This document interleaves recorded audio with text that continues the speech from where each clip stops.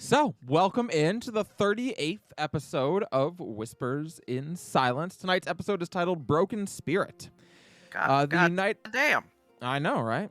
The United Allies of Cyrene have returned and scored their first major victory against the reign of Dia Scala. Thanks to the timely arrival of the Kartok Tieflings and the heroics of the Whispers in Silence, the Red Lady was defeated and killed at the Battle of Minas Grove. There, Caldana was reunited with Soraya as well as her mother, Ara. She also ran into her half-brother and half-sister, who had all been taken into the mountains by Soraya when Dia Scala rose to power. Her reunion didn't last long, however, as she began to spark into a goddess then and there. Fortunately, the crystal Varus was given by the spirit of Cyrene was able to absorb the divine energy, sparing her the fate of igniting.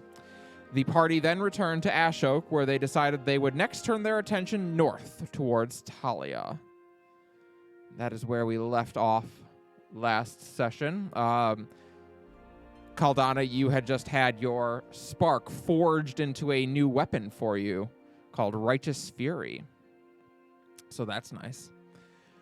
Anyway, it's been 3 days since your victory over the Red Lady's armies outside of Minas Grove. Reports have trickled in that repairs and structuring are underway in the city itself, and that representatives from Heaven's Reach Observatory have also arrived in Minas Grove to reestablish communication. Soraya sent a correspondence to Caldana suggesting that discussions are being had on an agreement to form what is being called the Kartok Alliance, a trade and military pact between Minas Grove, the tribes of the Kartok, and Heaven's Reach Observatory. She let you know she'll have more to tell you when she's able to journey to Ashok. It's the morning, and you're all enjoying breakfast in the Widow's Resilience. A meal of fruits and berries with some strips of venison over rice has been provided. Damn And, right. yeah. Taking some of them strips. Yeah. Yeah. I'm eating too. Mm-hmm. I'm just using quiet. it to feed my okay. warlock powers. What now? I'm using it to feed my warlock powers. I'm going. Did- No, hold on. Did you actually take a level of Warlock? Yeah, I was able to do that after I made my pact with the spirit Okay. of Serene. You did. Okay. So now I can shoot. Callie told me that for somatic components, I can use my little toes. So Varus doesn't wear shoes now. He just goes around. He's got his little toesies out, and he shoots beams from them. I did not say that. Oh, then I'm gonna keep my shoes on. But then. it sounds interesting. Yeah. Yeah. But I guess I They am won't tempted. see it coming. No, they won't. And that's Callie told me that gives me advantage on the attack roll if I shoot it from my little toes. I will tell you that even Celine would not see that coming. I'll tell you right now. They're gonna go, what? Yep. Even from his littlest toe? That's where the biggest beam is. That's the irony. But yeah, I mean, Varus, I'll leave it. Varus knows what he's gonna do with the day. We've got a limited amount of time. How early is it? It's breakfast time. I mean, it's probably 8, 9 in the morning. Should have gotten up at least at 5, but that's okay. Varus will make it work. Well, as you're all enjoying your meal, you hear Carmen's voice speak up suddenly. Might I join you?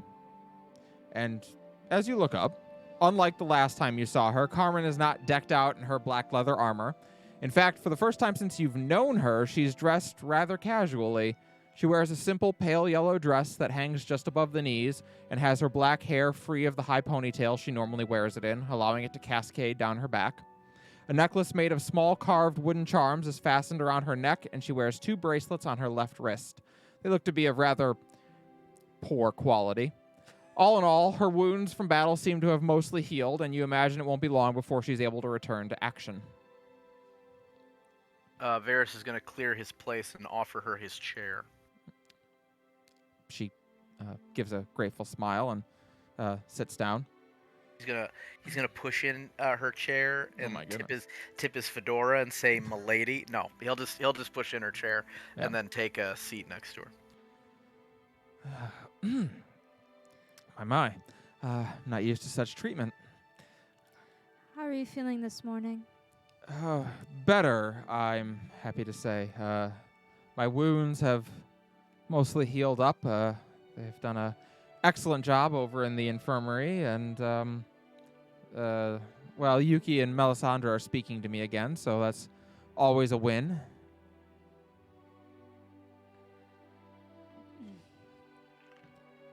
I assume Are they are. not? Glad you're okay. They were a little upset at the implication that I wouldn't be coming back from the battle and that they would be leading in my stead. But I suppose all is forgiven with my return and sufficient 2 days of groveling. Well, as good a time to eat as any. Let's get you a plate, and I suppose we have business to plan our next maneuver. Yes, I have a bit to tell you on that front. I'm perhaps not dressed for work, but, I am tired of laying around in bed being told what to do to get better. It's a respectful nod from Fala at that. Rilta's like, that was probably my mother. It was. She takes a grape and eats it. I wanted to let you know that since you said you intended to go seek out Talia in her domain next, that we've spared no effort trying to make contact with Lana, and we have succeeded in doing so. She is currently on her way here. We expect she'll arrive in 2 days' time, and at that point, you'll all be able to set out together. And she's okay? Carmen has a very complicated look on her face at that.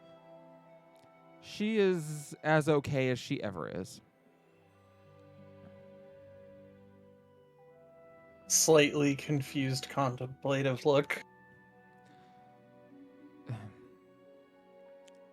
Come find me later. We'll discuss, Lana. Okay. Well, then we have 48 hours to prepare before we prepare, essentially, for our next outing. So, I suppose we should all rest up and take care of any needed personal business. Study for our exams at the end of the week. Golden Week is coming up, and that means we get quite a lot of free days, but you never know if that damn cat's going to tell you that you can't go out during the day, so... Sir Varys, are you well? No, I slept really funny. I imagined that I was a young boy, that I had been hit in the street by a large carriage, and I woke up in a strange world called Tokyo, where people went to school and kept telling me that I was isekai'd. I didn't know what it meant, because I didn't know what they were saying, but it was This is normal for him. charming Just so you know. in its way. I Yes. see. He's actually been worse. Varys I have- is not in True. agreement. Yeah, this is actually an improvement. Yeah. Kiona loves this. Fala is not putting up with it. Well, then again, you did meet him right when we first met, so you know. Yeah, well, It was a I long time learned a ago, new but expression because of him, and it's apparently something that has been is pretty much like kind of a constant with Dragonborn and stuff. Caldana's gonna actually glance up from where she's been sketching in her journal. How are the stables, by the way, Varys? oh, they're quite Oh. comfortable. Thank you very much. The stables in this tree are very good, I have to say. I don't know where they're keeping the horses, but it is not where we used to keep them. We did not have feather beds, so. Carmen Nice. gives you a almost fond smile. Well, I apologize that the stables here are so lovely, because I am actually here to ask you to leave them. We have prepared rooms in Silence Broken for you to come stay, as you are all... Well, I mean, it feels weird to say you are all official Whispers in Silence, since you were the original Whispers in Silence, but we've had rooms cleared out in our headquarters so that you can all stay there. Thank you. You'll each be provided your own. Feel free to do as you like with it. It is yours. That's until incredibly generous. she genuinely gives a hearty laugh at that. It was an interesting thing for the saviors of the Battle of Minas Grove to say to me. Well, hopefully you don't have to clear them out soon. Indeed. Hopefully not. Or if I do, hopefully it is to have you go find a new city to stay in someday. Was already one on the slow, very slow, but steady process of rebuilding, so we'll have our pick once this is over. Reports from Minas Grove are mostly positive. There have been scuffles and some fights that have broken out, but nothing unsurprising for given the circumstances. They are in the process of figuring out what system of governance they're going to use and how to provide food and the basics once again, but my understanding is things are proceeding apace. Do any of them remember anything from the past? Whenever they accepted the deal from They Villa? They remember their dream. They remember who they were for the last 10 years, but for many of them, they've now woken up into a nightmare. They've woken up into a world that they don't know or recognize. Many of them had family, friends, children that don't actually exist.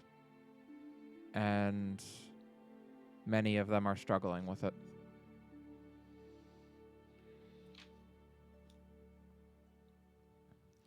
Are any speaking about wishing to return? Yes, many. There have been those who have deserted and fled under cover of darkness most nights. Every morning they wake up and someone new has left, but it is to be expected.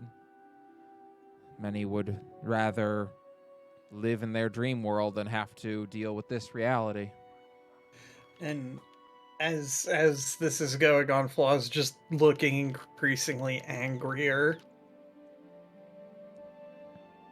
She seems Do to you- take note of that. Do you think there is any reason, Carmen, to be concerned as to what information they might trade to return to that dream? Of these, by and large, have we kept movement, defensive measures, everything close to our people? I don't know what they could possibly give away. I can't imagine that Diascala is unaware of the defeat of one of her generals. True enough. If she wants to find us, she knows where to look. But thus far, defensively speaking, everything's been quite quiet. There's been no reported movements of her other generals, no reported sightings of fiends in the area. Things have been quiet. There is the possibility that even if Diascala wanted to do something, she is, well, handicapped in doing so. It's true enough. A goddess is theoretically, even though she is the goddess of Serene and more powerful than any we've known, she is theoretically still bound by the same rules that the other gods and goddesses were. She has to spend most of her time in the divine realm and act through others. Indeed. And with everyone that follows her in a dream, she can open all the doors she wants, but no one can walk through. The irony of the situation is that she has in many ways created her own prison. One that would be perfect were she able to get everyone to follow it, but as is always the case, there are those who stand against it. And we would lose in time if we are not successful now. Right. Well, I do have one other thing to let you know. A message came earlier, a request actually, from a Tashira. They have requested to come to Ash Oak. I've granted permission for them to make the journey over. They seemed very insistent on speaking to you. But it will take them a week or two to make the journey. But I wish to let you know that you specifically were asked for. So Gonna smirk at Melody. She may or may not have done a spit take. Eye in my direction. No, she quickly like shoots up, so like there's like a bit of a fine shower over the table now. Oh, all right. Should have worn my helmet to breakfast. Splash them, so it seems. She's got like she's coming here now. Wait, when? At 2 weeks. 2 weeks. well, it will take her a week or two to get here, I'd imagine. But Right. she is on the way. Oh, A friend Use of your- yours. Use your lungs to breathe. That's it. Something of a paramour. They're horn buddies. Ah. You'll have to forgive me. I'm not familiar with Dragonborn culture.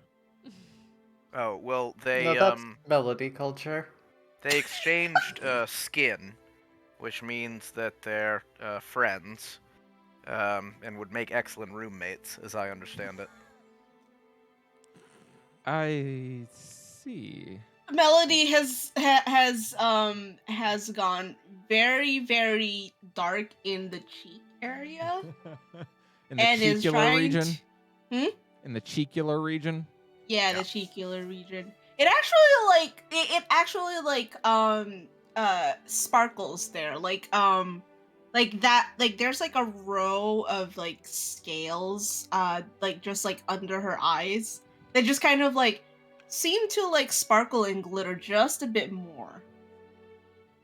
Oh, yeah, and there's the skin from Tashira. Yep. See, like she probably would want some of that. Anywhere around the mouth, I guess. I don't know. Tashira's I always looking see. at her mouth, so I'm not really sure what the significance I there is. think I get the picture. Well, I know someone what's going on. I will inform you when they arrive.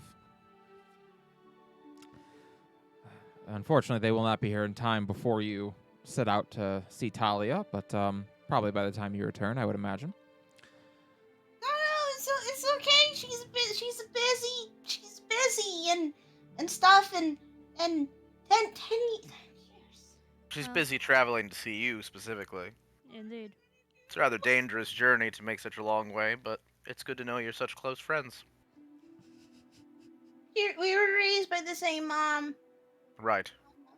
Oh, Mom and mama. I see. Well, okay. Well, it's okay. So, I was mom and mama's kid, and then I got lost for like 10 years and didn't see them. And along the way of trying to get me to help, trying to help me and everyone else, they found Tashira and they raised her.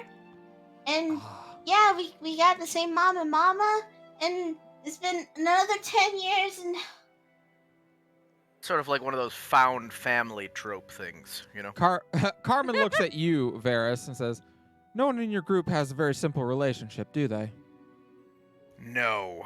Not I in- am definitely not everyone is as stable as myself. She gives a quizzical look. I see. met her. Varys just smiles. I met her like, well, when we met, it was like a couple of weeks ago, but for her it had been like 2 weeks and 10 years ago. But I didn't get to tell her, and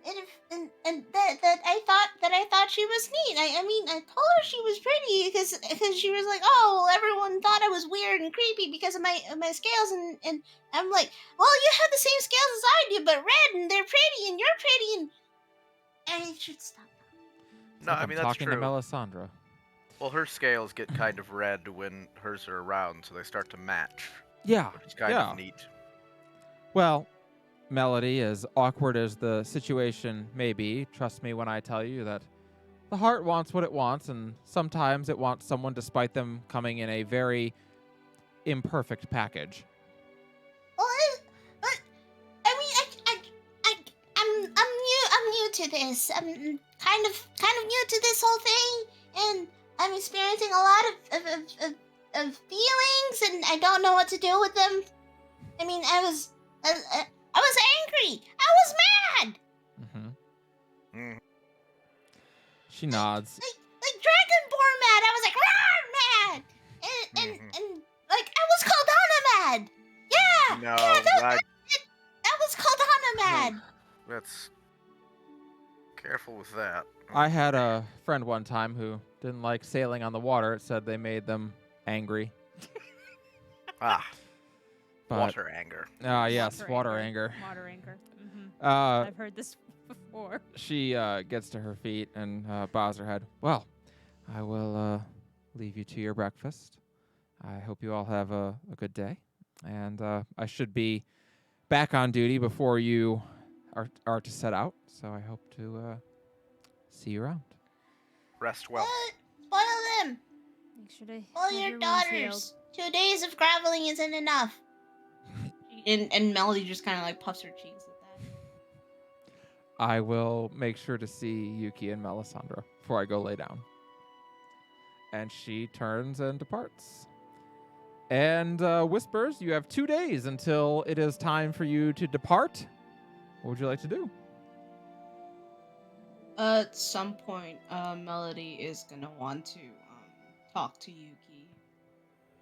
Okay. And probably by extension, Melisandre as well. But like she talked to them separately and like on two separate Yeah. occasions. Got it. All right. Rialta's gonna kind of bid everybody good day, and she'll be heading to her room to attempt to sending stones. Okay. Varys has to go pick up his sickle and go fishing. Okay. Yeah, you gotta go fishing. All right. Caldana's gonna look for her half siblings. Okay. Seems fair. And anything for you, Falah?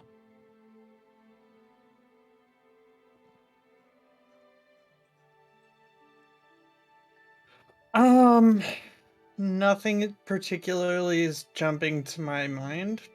All right. Well, I've got some stuff, so let's see. Where Okay. do we want to start?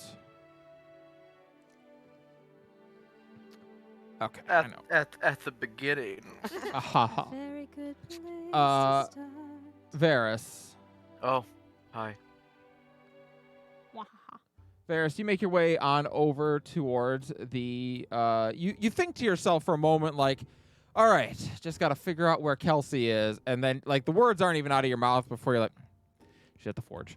And you head on over, and indeed, unsurprisingly, the forge is lively, and there's currently smoke rising up out of the chimney there. And indeed, Kelsey seems to be hard at work. And as you enter, you can't help but think, I'm not sure I've ever seen her not hard at work. But she glances up from her anvil, where she seems to be shaping a helmet at the moment, and raises her goggles up. Oh, Father, welcome back. Kelsey, yes, I see you're hard at work, as Of course. usual. Yes, absolutely. Well, we didn't exactly think that there was going to be a whole lot of soldiers left, let alone that I was going to have, 2,000 Kartok tieflings to outfit armor for. But don't you worry, we will get it done. Right. Well, I'm certainly no master smith, but I am actually proficient in smithing tools.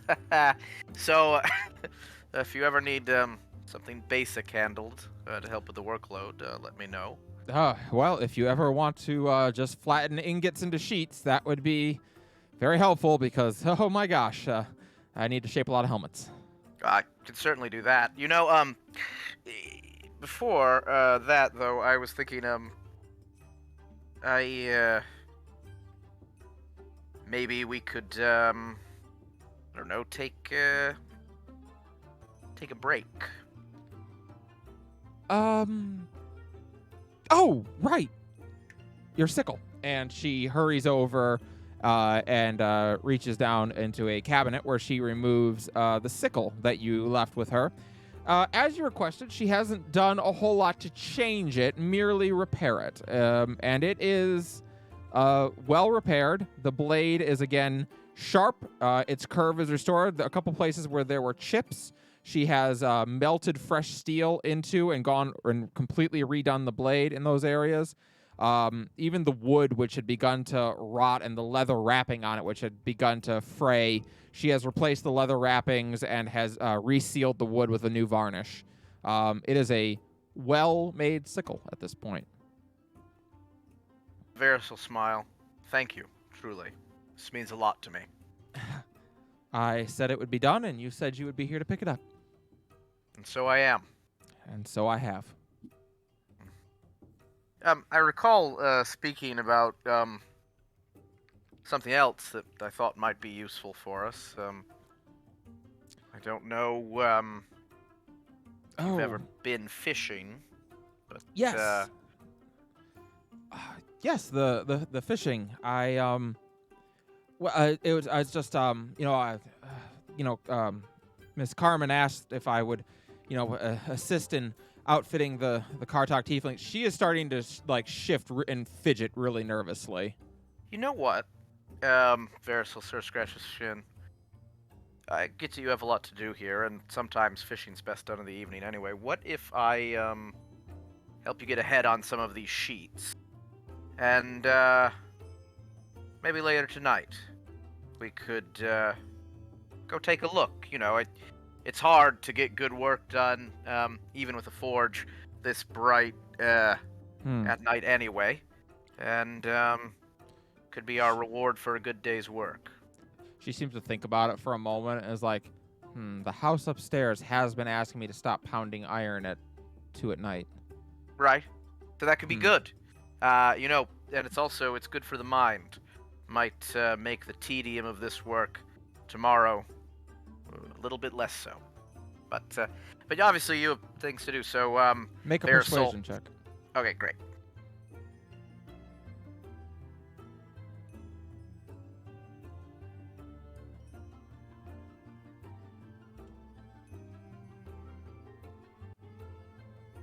$18.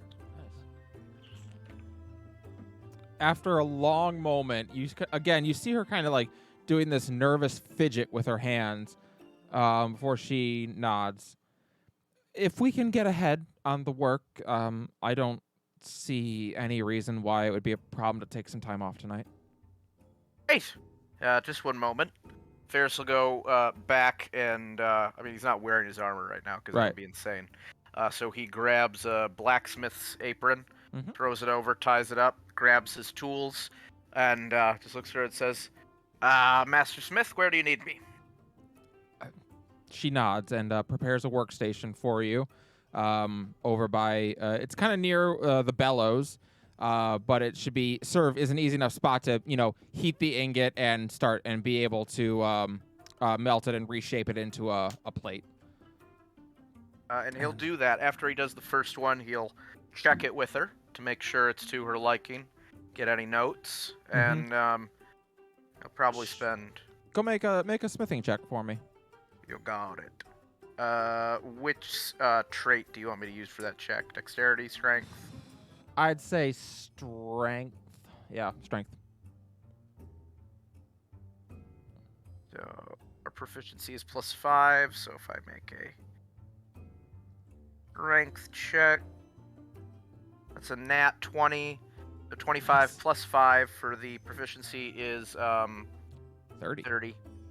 She raises her eyebrows as she looks it over, and of course, there's not a ton that goes into a piece of plate, but what is impressive to her is it's perfectly sized. She will have no problem, pounding this out into the proper shape and making a good helmet out of it. She looks at you and kind of is like, "Have you done this a lot?" Well, somewhat. it was the responsibility of all of us to be able to maintain our own armor, and the Order, in ancient times, had relationships with the dwarves to make it, but that hasn't really been the case since we haven't been really relevant. So even more ancient times now. So yeah, technically, my first suit was made for me by my master, and someday I would have made a suit of chain for my apprentice. Got So, it. not even close to what you're doing, but if it needs to be pounded out, and he'll pick up his smith's hammer and sort of just shake it in a really dorky way, I've got it. So, seeing your capability with your smith's tools, instead of having you just do that, she shows you how to properly shape a helmet and using her techniques. She's not making Siltech stuff, so she's not putting like the enchantments in it, but she is still making fine helmets. This would be like if we were just making armor, this would be +1 armor. Like, it's very high quality. But she shows you her techniques and her method of doing it, and you're able to pick it up and learn it. That I'm gonna work with her, and I don't know what this would be called. Work as her apprentice for the day. I mean, you know, follow along, ask her questions without trying to interrupt too much. And the only other thing Varys is going to make sure that he does is make sure that she's getting water. Okay. Today. You find some clever moments. I'll say moments where she has just finished a piece, so she's not working on one at the moment, to remind her or to hand her a glass of water and kind of disguise it in you needing help asking a question. And in doing so, she obviously being able to have a moment to show you something now, she drinks down, and because you're helping, the work's getting done twice as fast. She doesn't feel bad taking a moment to tell you something.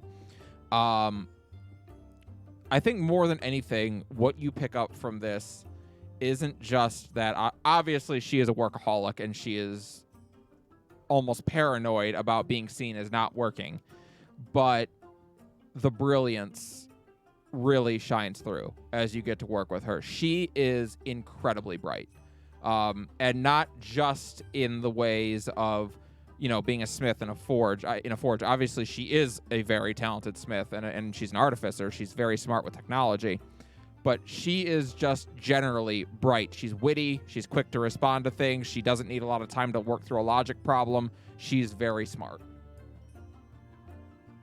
Awesome. But you work with her throughout the day, and that evening you'll be able to go fishing with her.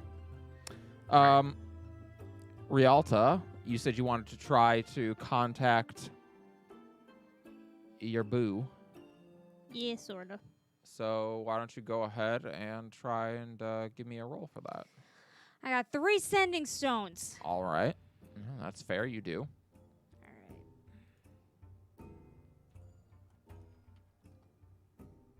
That was a nope.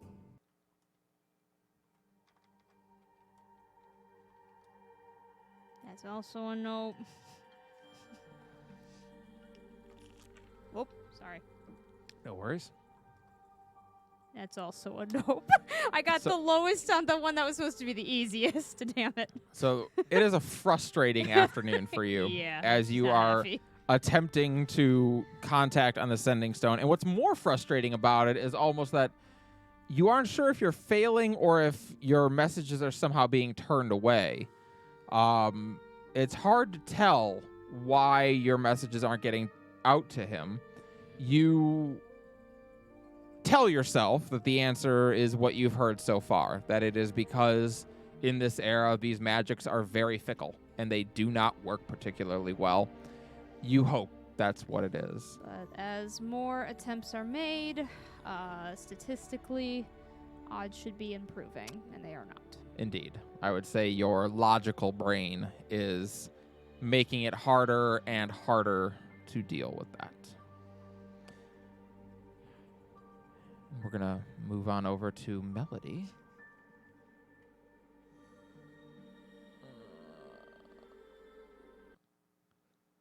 Melody, it's not Yuki that you find first, but Melisandre, which is surprising given that Melisandre is usually pretty good at not being found if she doesn't want to be. she has very much learned how to stick to the shadows, and very much gotten very good at being unseen. But on that particular day, you are able to find her, because despite everything, she does still need to eat. And so you have the bright idea that if I stick around here long enough, she's likely to come in and eat at some point. And indeed she does. It's the late afternoon, and you suspect probably like right after when Yuki would have taken her meal. Probably after that, she would feel safe to go eat herself. So she has done so, and you kind of notice as she slips in quietly and takes a seat in the corner nearest the door, and signals to have food brought over to her. You get the sense that this is probably where she often sits, mainly by she just seems to know the path quite well. Obviously, she can't see where she's going, although that doesn't seem to bother her more often than not. So she goes and just takes a seat and is brought a plate of food, which she begins to eat.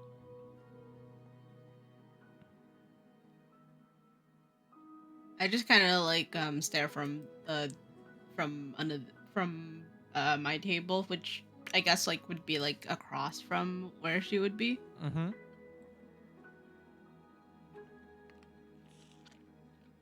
I'm She gonna doesn't wait. notice you staring. She doesn't. No.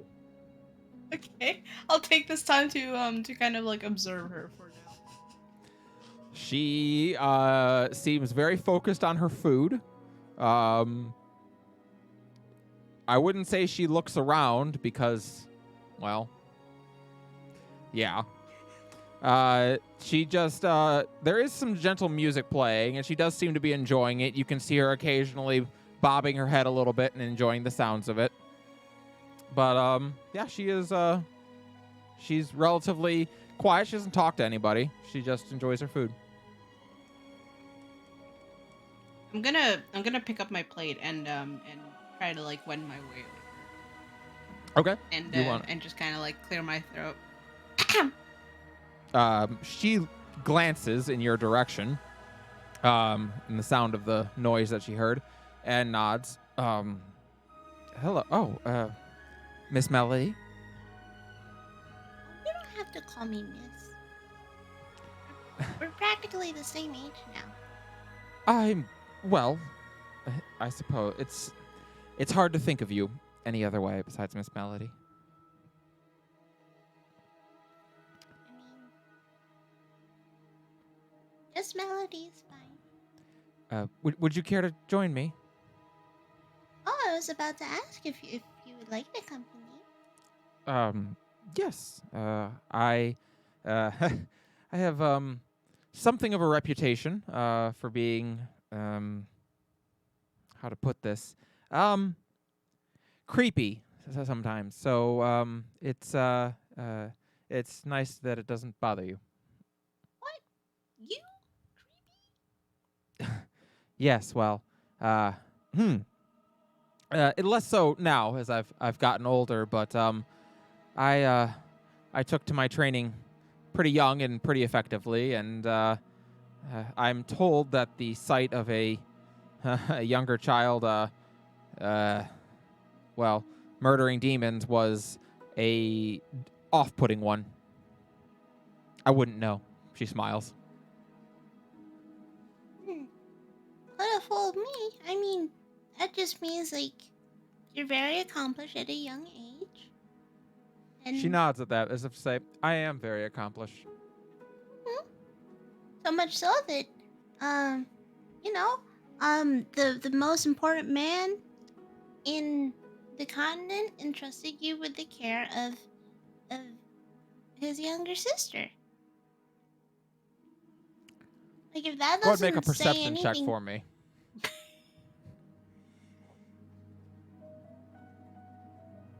19. Her cheeks turn a gentle shade of pink.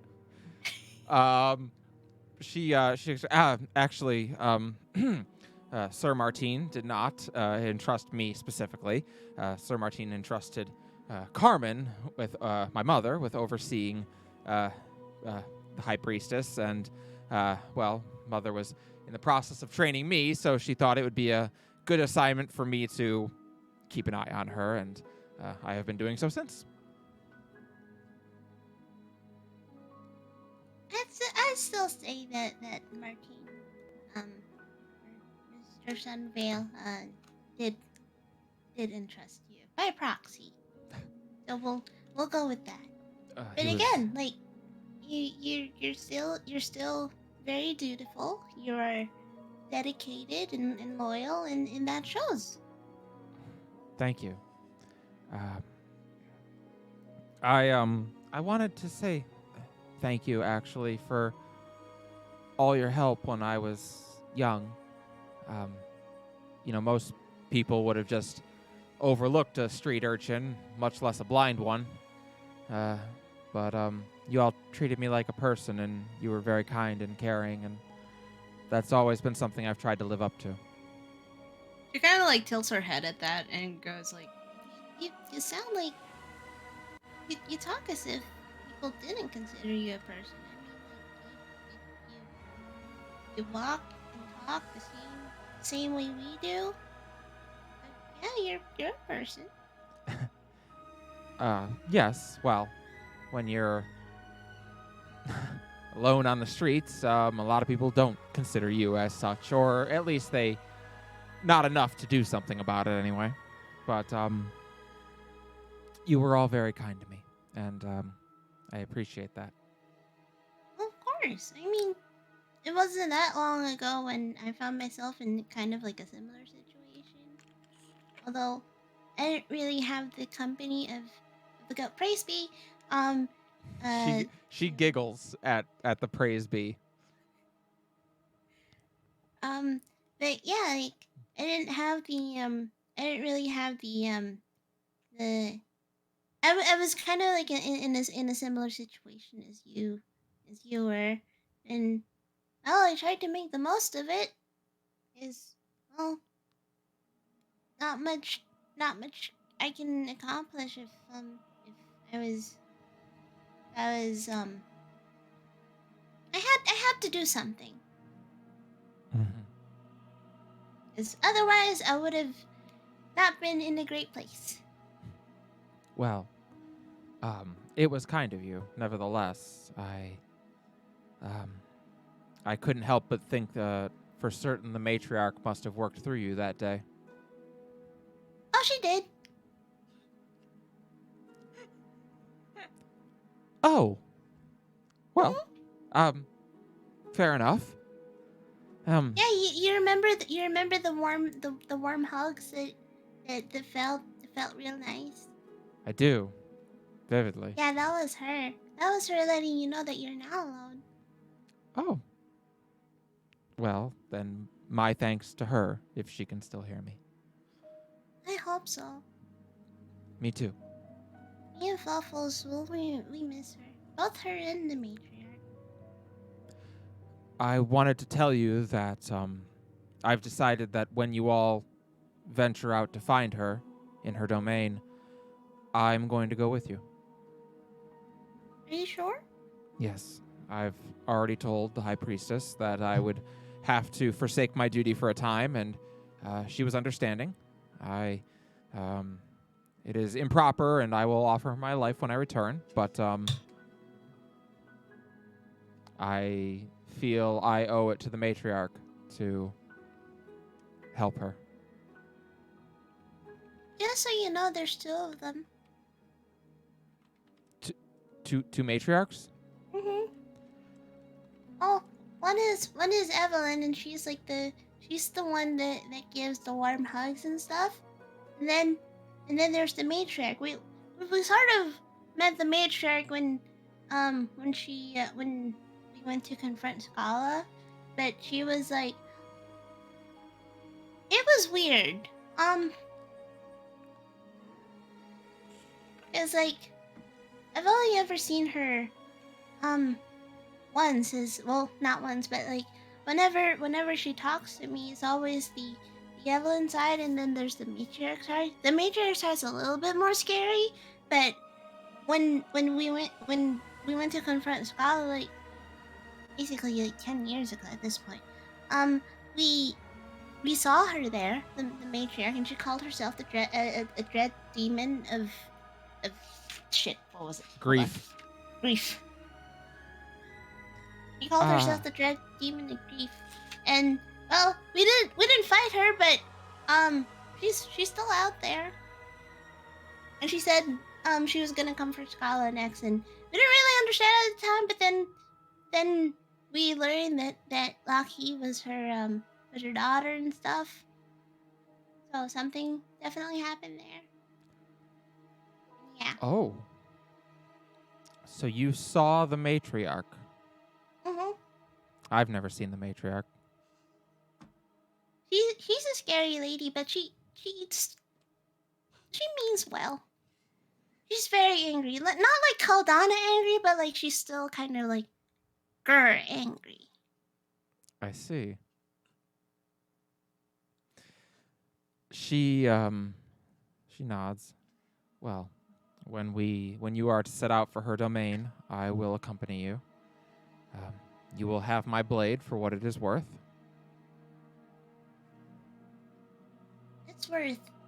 It's worth well everything. I hope so. It is. I've spent no shortage of time honing it. Is there a particular reason why you're so dedicated to your craft? Make a perception check.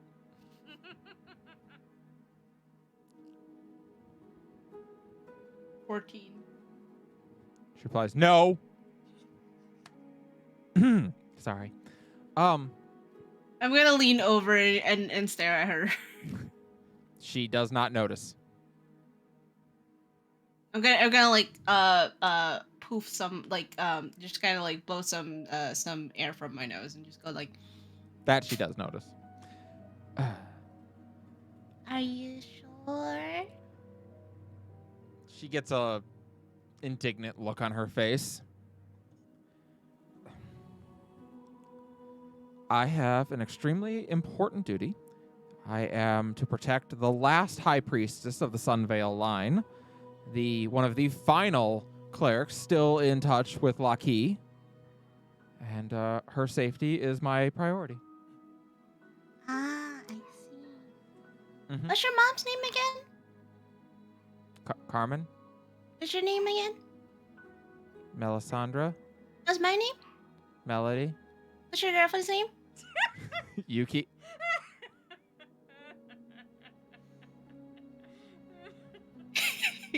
and she kind of like Melody just kind of like nods like very sagely. It just goes like, I see. She has a very indignant look on her face now. That was improper. I apologize. Oh no, you don't have to apologize because I'm basically in the same place. Oh, are you also attracted to a priestess? No, but we sort of kind of met like 2-3 weeks ago, and I'm just kind of like learning about emotions and stuff, and I figured you would be able to like we could both like tell each other more about this stuff. Like, wow, they're great and stuff. Well, I don't know that I would say they are great. They are frustrating, would be a better word, I think. It is, wholly improper. She is a high priestess. I am, yeah. So, yes, it is, it can never be. I think there's a song that Raj sings about that. Wait, what? About unrequited love, a love that cannot be. Well, at least look at it this way. At least your unrequited love is not suddenly 10 years older than you. I can't look at it that way. Hello there. True. You could think of it that way, though. I can do that. Hey, have you told Yuki? Of course not. Why not? Because I am her bodyguard, I have sworn my life to defend her.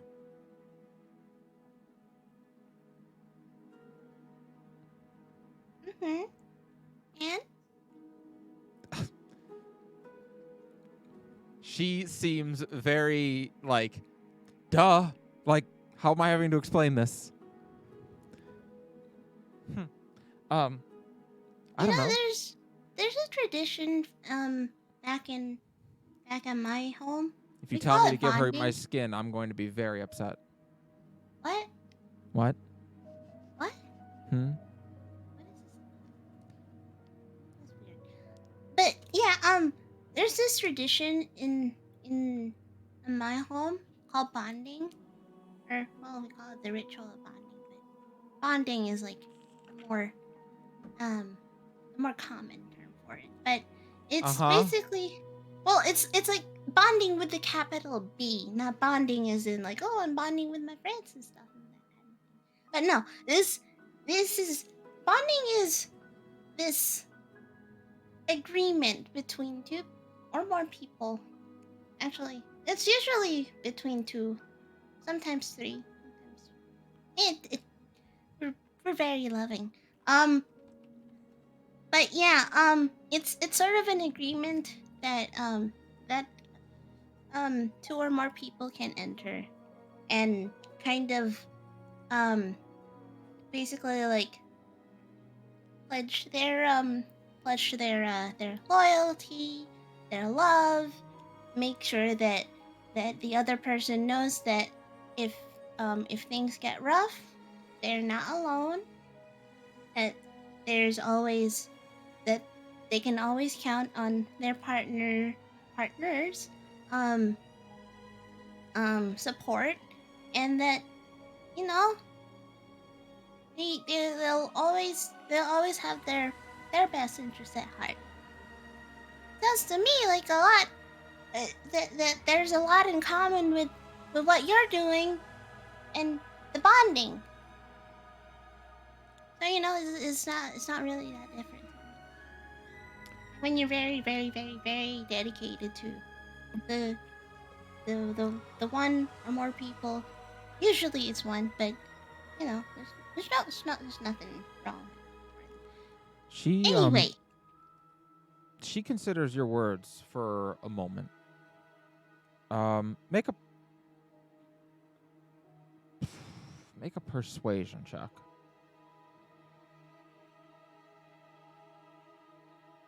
21. 21. She considers your words, running them through in her mind. The emotions on her face are difficult to read. And eventually she stands up at the edge of the table and glances down at you. She reaches up and pulls at the back of her, at the band of leather that runs over her eyes, pulling away the strip of cloth. And as she does, you can see now, for the first time since she was very young, the remains of what happened to her. You can see her milky white eyes, the irises basically burned away, and very little definition remaining in them.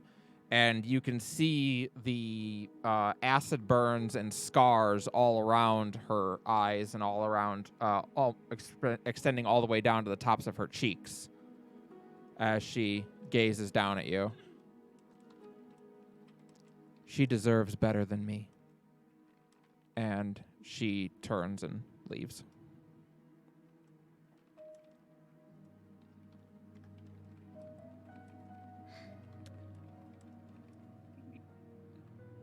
You have advanced her story along by one track. Can I spend a slot to send her a message? Roll d20.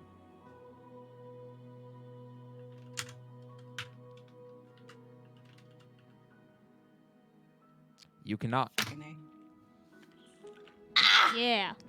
I know. Sucks, doesn't it? Yeah, Callie thought the way she did the way something's supposed to work are bad. I can't even send a damn 20 words.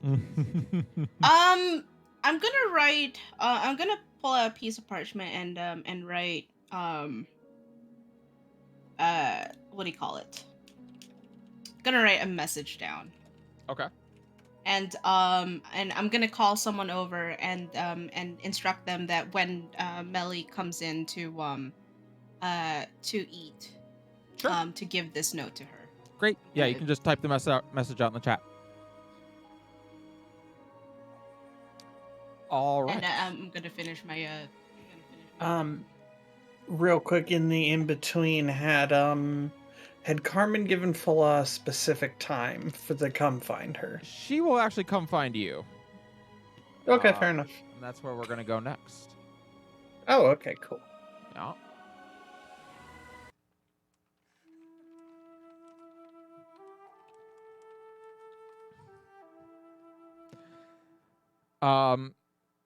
It's a couple hours later after you've left breakfast when Carmen is able to find you. She spots you kind of walking along the edge of town and decides just to accompany you. She's still dressed in her kind of more casual wear. You can't help but notice with your high perception that she seems to kind of be sneaking along, and you get the sense that maybe she's not supposed to be out of the infirmary right now, and she's trying to stay out of sight. Unfortunately, she is a very good thief and very good at staying out of sight.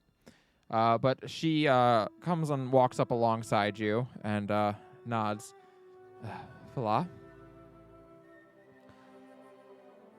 I apologize. I don't know you as well as I know the other Whispers. We didn't get as much time to speak. I know. And Yes. at the same time, it's not like we haven't spent time together already. Indeed. But I just wanted to say that I appreciate your contributions in the battle. You and all of them saved many lives. I'm just trying to keep my head above water. It's a Such strange as it thing to put is. the word just in front of. Don't diminish yourself. Trying to keep your head above water is all any of us are doing these days. I feel very overwhelmed by all of this. I can't even imagine. I won't lie to you and say that I can. And yeah, her voice cracks during that. She nods. I can only say that I know how your sister handled it when she found out. Not well. Lana lost you and Brooks and her lover all in the span of a week. And it broke her. She changed a lot.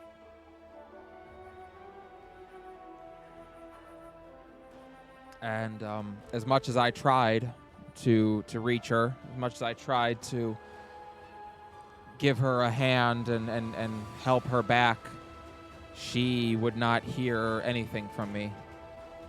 My words were as waves against a rock. They did not affect her, and she was immune to them.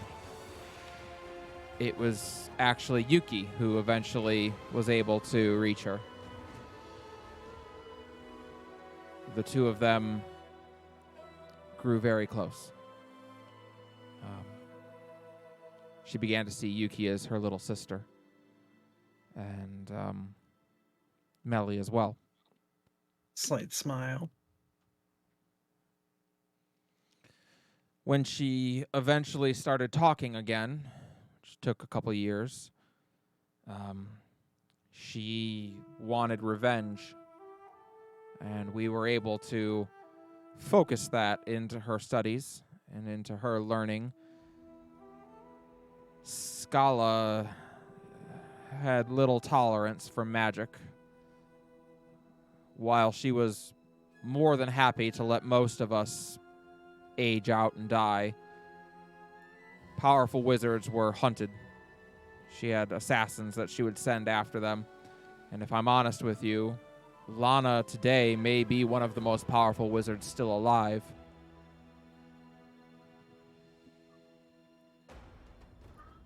And there's a sort of like bittersweet pain to her tone as she's like, well, it's definitely a lot different from when we were growing up then. She is a good person at heart, but she is ruthless in her pursuits. She is... You'll know when you see her what I mean. I mean, from what I've seen of how the world's changed, I can hardly blame her.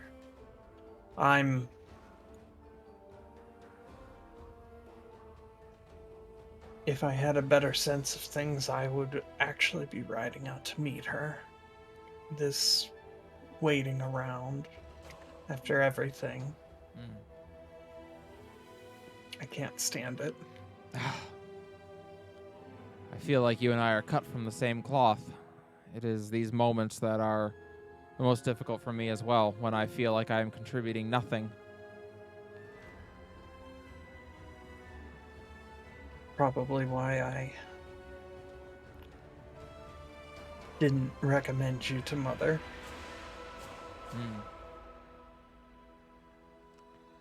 Well,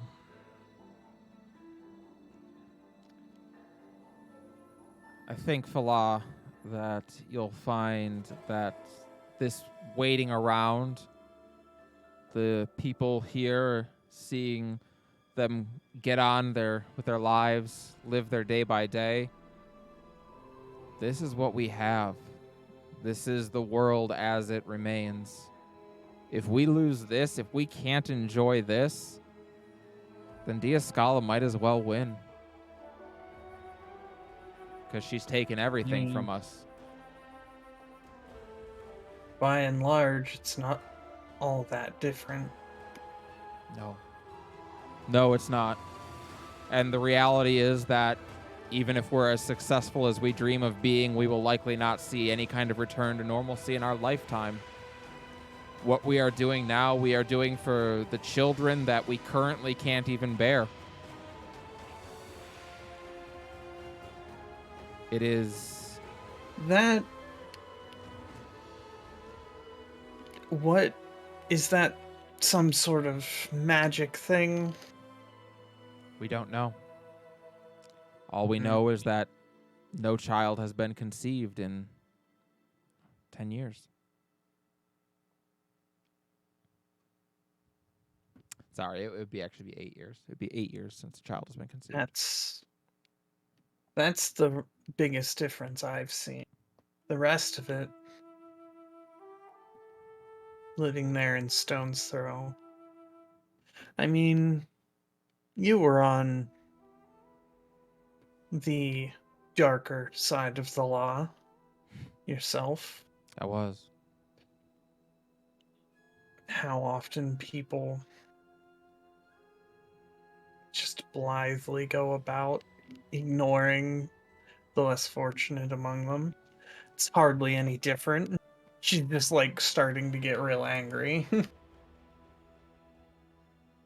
Simply just out in the open. She nods and kind of looks at you and gives you a moment to talk it out.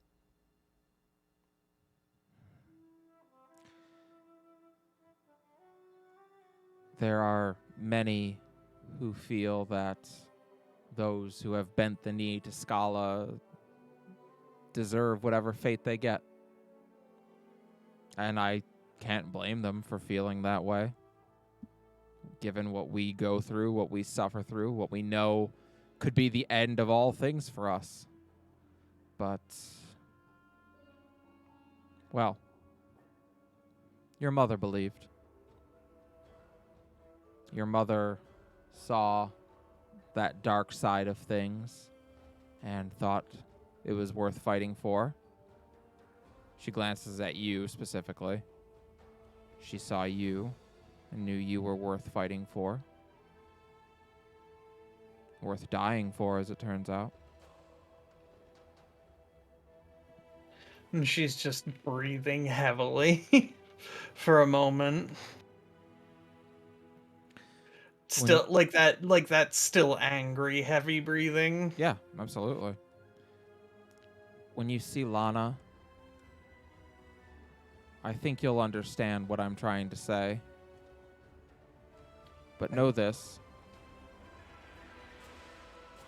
I don't plan to stop fighting.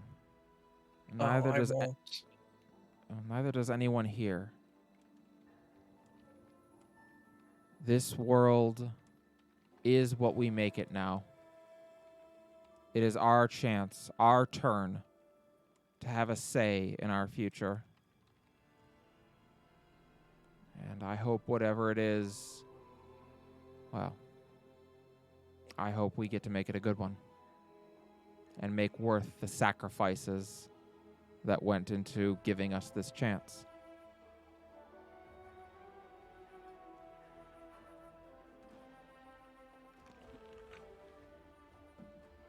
Thank you. She puts a hand on your shoulder. You know, I had never intended to have kids. And yet, by the time the new Whispers have been formed, I found myself with 4 of them. Lana being one of them. And by far the most talented of any of them. She needs you more than you can imagine. And I think you need her too.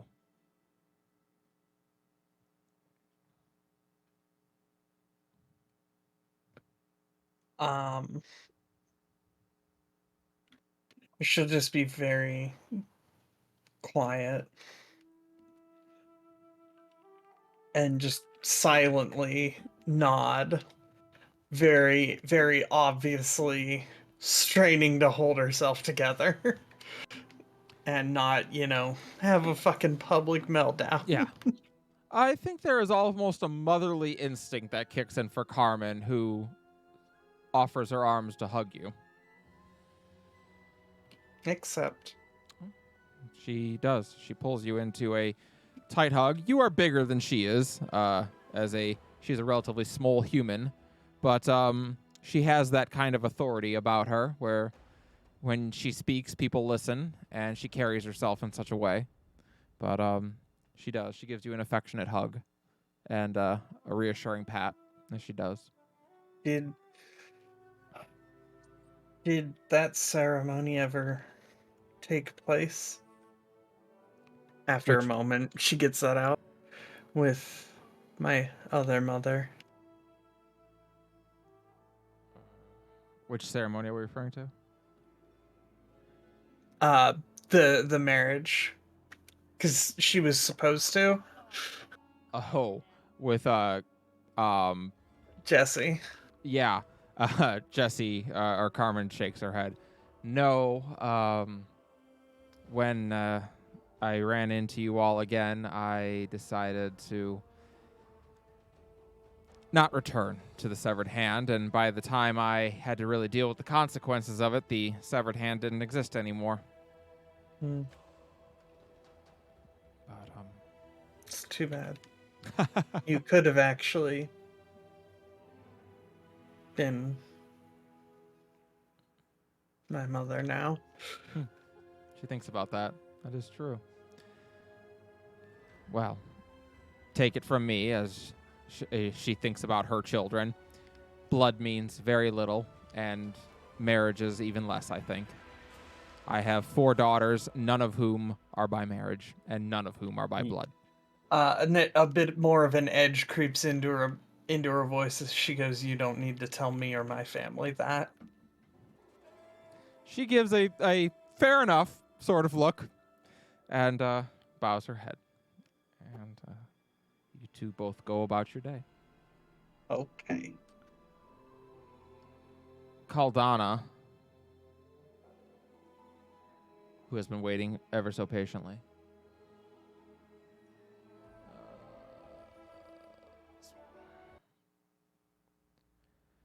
Caldana, you go to look for your half-siblings. You're not able to find your half-brother. He is, you already actually know he's taken a job as a gatherer. He is currently out foraging. But you are able to find your half-sister. And as you look at her, Caldana, you can't help but be struck by how much she's grown since you last saw her.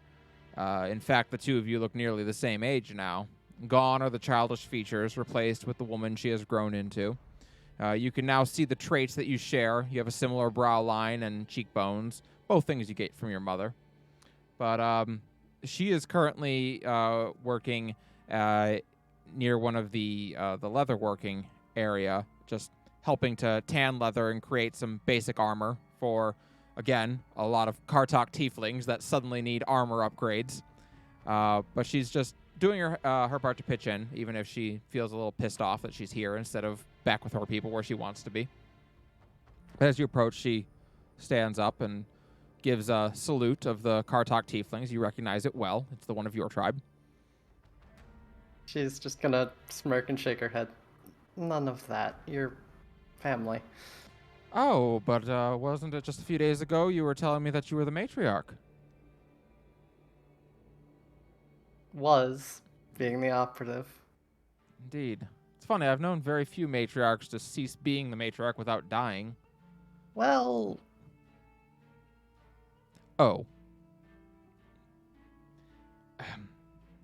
Is there something I could do for you, sister?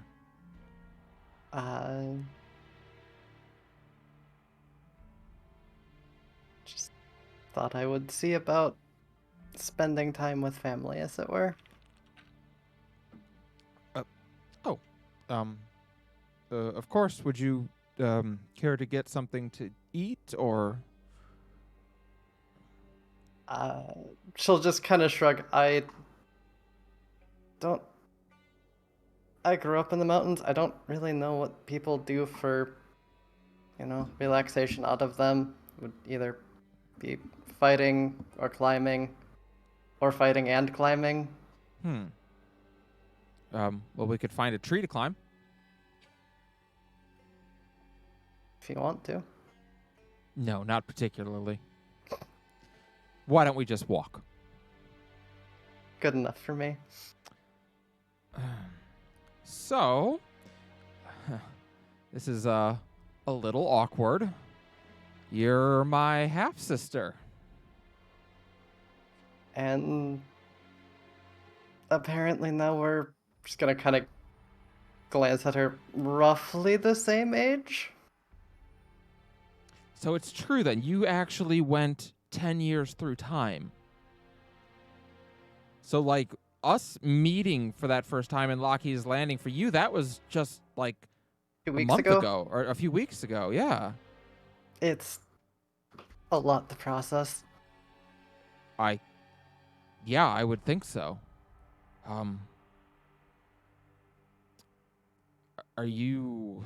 So you lost then when you got to her? Well, she was dying as a demon, and then you said we can kind of see the moon, like, from across the continent, right? Yeah, I would say probably. I mean, in here, no, because you're in the forest, but from where she was in the Kartok Mountains, yeah, for sure. Yeah. And then, well, the moon happened, and, Yes. Well, she kind of... I don't know what she did exactly to, like, eat the goddesses? I can't say that we do either. All we know is that one by one, the goddess's influence was lost, and she grew stronger each time. And about 8 years ago, she proclaimed that she had finally consumed Sale and Boss. And indeed, her people stopped aging, and No one has kids. no one has kids. Yeah. She kind of grits her teeth a little bit.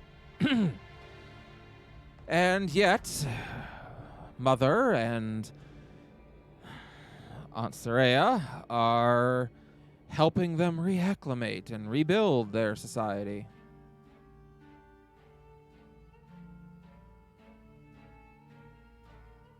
Aldana is just gonna take a deep breath.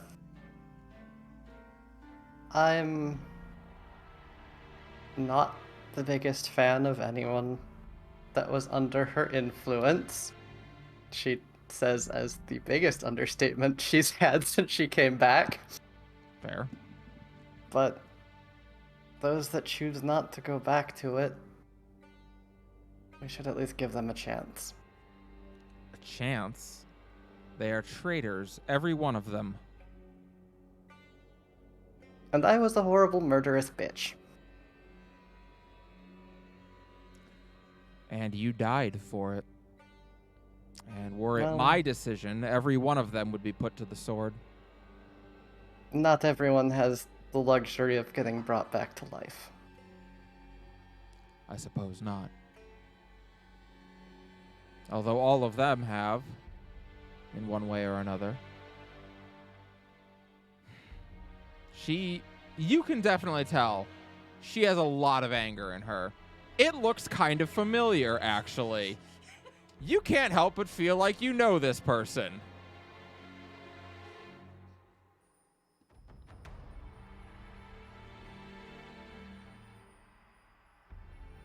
I'd be lying if I said I don't know some of what you're feeling, at least.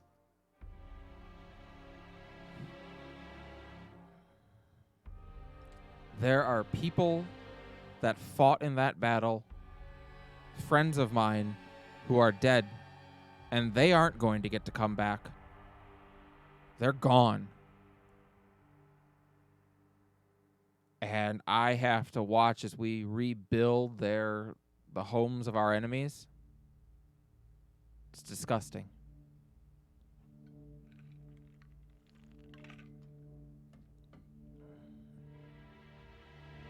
I'm not going to claim to be the wisest or to have answers.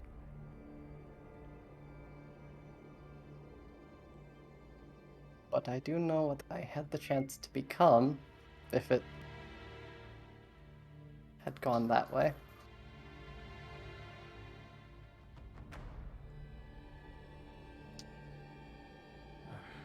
Is this where you're gonna tell me that this is how dread demons are born?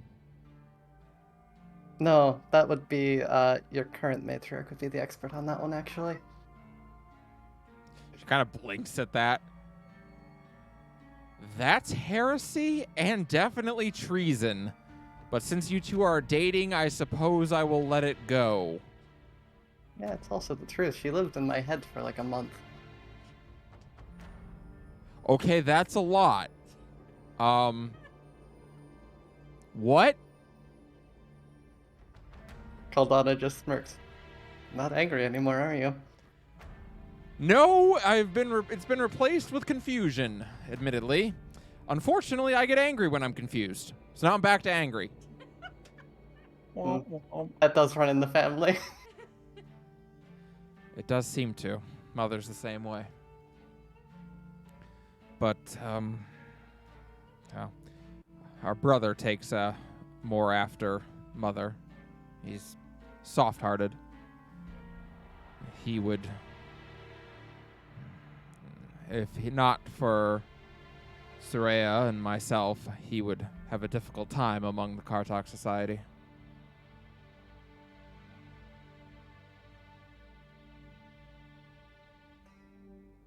For what it's worth at this point, I'm glad the two of you got to know something else.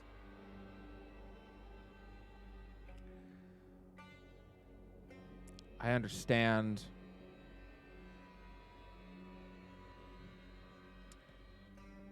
There's so much anger among those people, and rightfully so.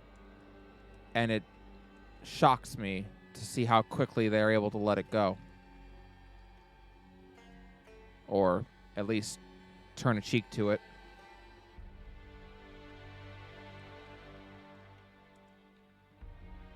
Well,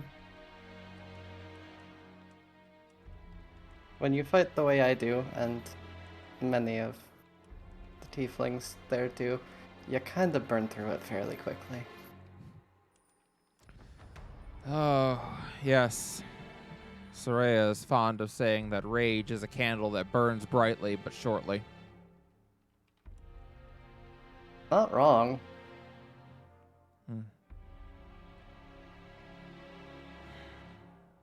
I will trust in the matriarch's judgment and yours. If you say it is best that we help these people, then we shall. But I won't like it. We don't have to. God knows Ferris didn't like it when I started dating her.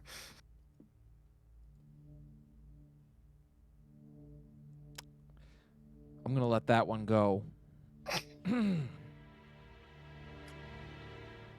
So, the day passes, turns to evening. Varys, you're on.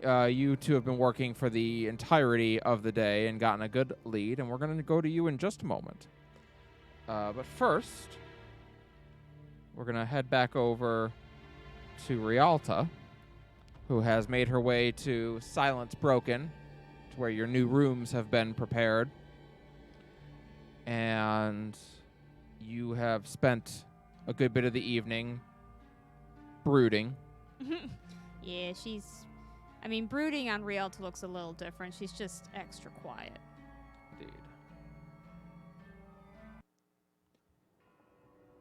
Rialta, as you escape to the seclusion of your room that night, you take a moment to collect your thoughts. You think back on the last week and how much everything has changed. Your failure at Scala's Wrath, the loss of your brother, your journey to the future, and your triumph over the Red Lady and her army of undead. And as you are sitting on the edge of the bed, pondering these thoughts that you have only now really had time to grapple with, a voice interrupts your reflection. I suppose if anyone was going to defeat the Red Lady, it would be the lot of you. And as you turn to look, there he stands. His voice is more raspy than you remember it, and he certainly looks different. His once platinum blonde hair now hangs limp and black, almost having a feather-like quality to it.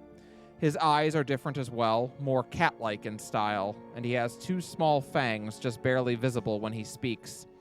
In his presence, you can hear dissonant whispering from, but you know not from whom.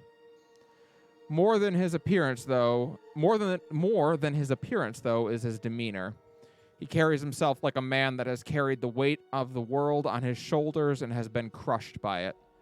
Tired doesn't begin to describe the look in his listless eyes, and beyond that, you've grown accustomed to seeing the corruption afforded to dread demons, and there is no doubt he carries a measure of it with him. Though he hasn't been fully consumed by it, there is no question that he is on some level corrupted by the self-same forces that created Scala, Lustitia, and so many others. But there he stands, looking at you. Martine, I've been trying to reach you. It is difficult.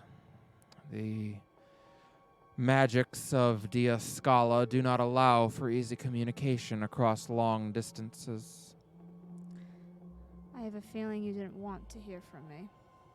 Is that so? The amount of times I've tried, combined with the sending stone you left here. The sending stone was a message to you. I know what you're trying to do. Do you? You're trying to spark. I saw a vision of you speaking to her followers, trying to make them take a message back, trying to spread ill will about yourself. You are truly gifted with great sight indeed, then. You're half right. I am not trying to spark. I'm trying to finish sparking. As you can see, I'm already halfway there. Why? Why are you doing this? Why would you guess? You think it's the only way to defeat her? Very good. I will spark as the dread demon of Deicide, and I will kill her, as it will be my nature to do so. And I am fortunate that once I do, the world's greatest demon hunters will be here to finish me off. So that's how we figure into your plan.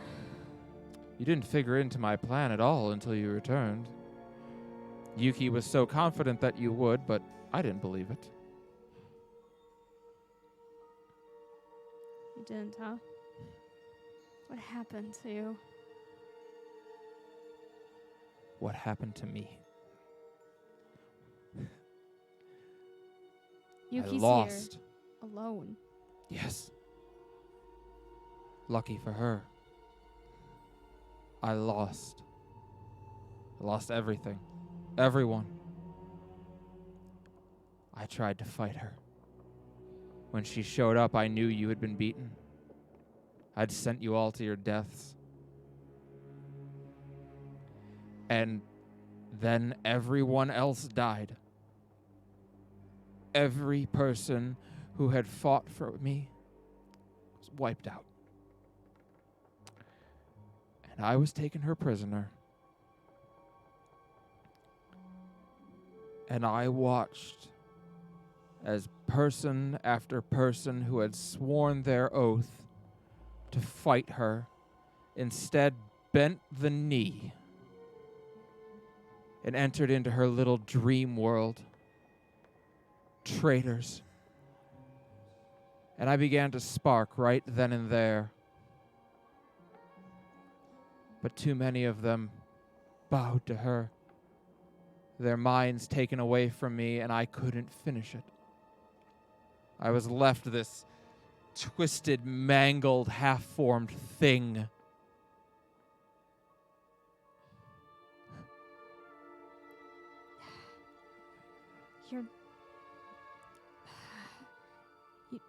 You know that she was doing that as a setup. With what she had, we tried to stop it, but she took all the goddesses into her power. She was setting you up for failure. I don't blame you for your loss. No one could have seen coming what happened. But she has to be beaten. She has to be killed. We defeated the Red Lady. We're going to get rid of the rest. We're going to find a way to see her, to end this. But you doing this, it's not worth it. It's not worth it to me. It's certainly not worth it to Yuki. Well, how nice of you to tell me. But in case you hadn't noticed, you weren't here. I tried to fight demons once, and my father died. I tried to join the Inquisition to do my part, and my husband died. I tried to help the lot of you, and my mother died, and then I tried to go up against Scala as part of the United Allies of Serene, and everyone died! And she's all that's left, and I will not do it again. I will not put my faith in it again and watch her be the one to pay the price. No. Now I do it my own way. I told you once, Rialta Folknir, that I had no concerns about being the villain this world needed. And that is what I am. And so be it. Then so be it. If that is the lie you're going to tell yourself, then tell it. I'll have no part in that. Best of luck with Talia. He pauses as he turns to step away.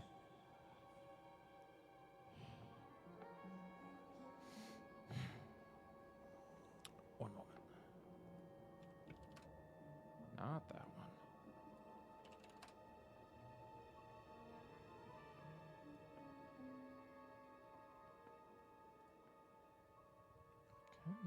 Come on. There you go.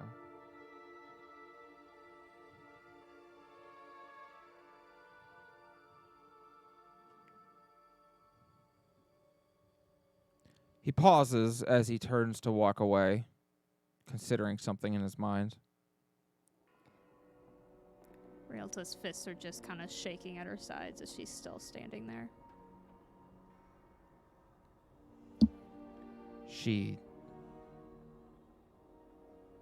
Your magic users would do well to be cautious in Talia's presence.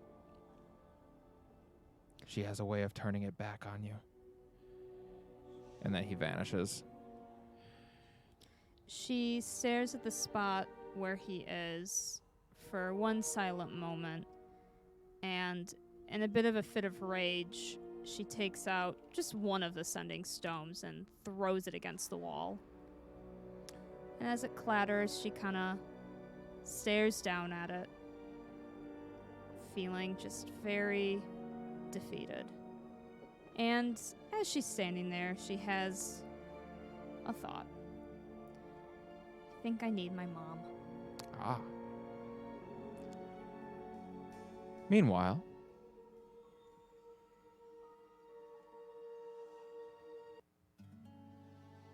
sorry if I blew out the microphone as Martine. I got into the moment. Varys, as promised. It didn't peak, so you're Oh, good. well, that's good. Varys, as promised, you meet Kelsey at her forge. You've already been there for most of the day, but at the last minute you do go away to prepare some food to take on the trip so that you can actually eat something on the journey. But you do meet her back at the forge late that evening.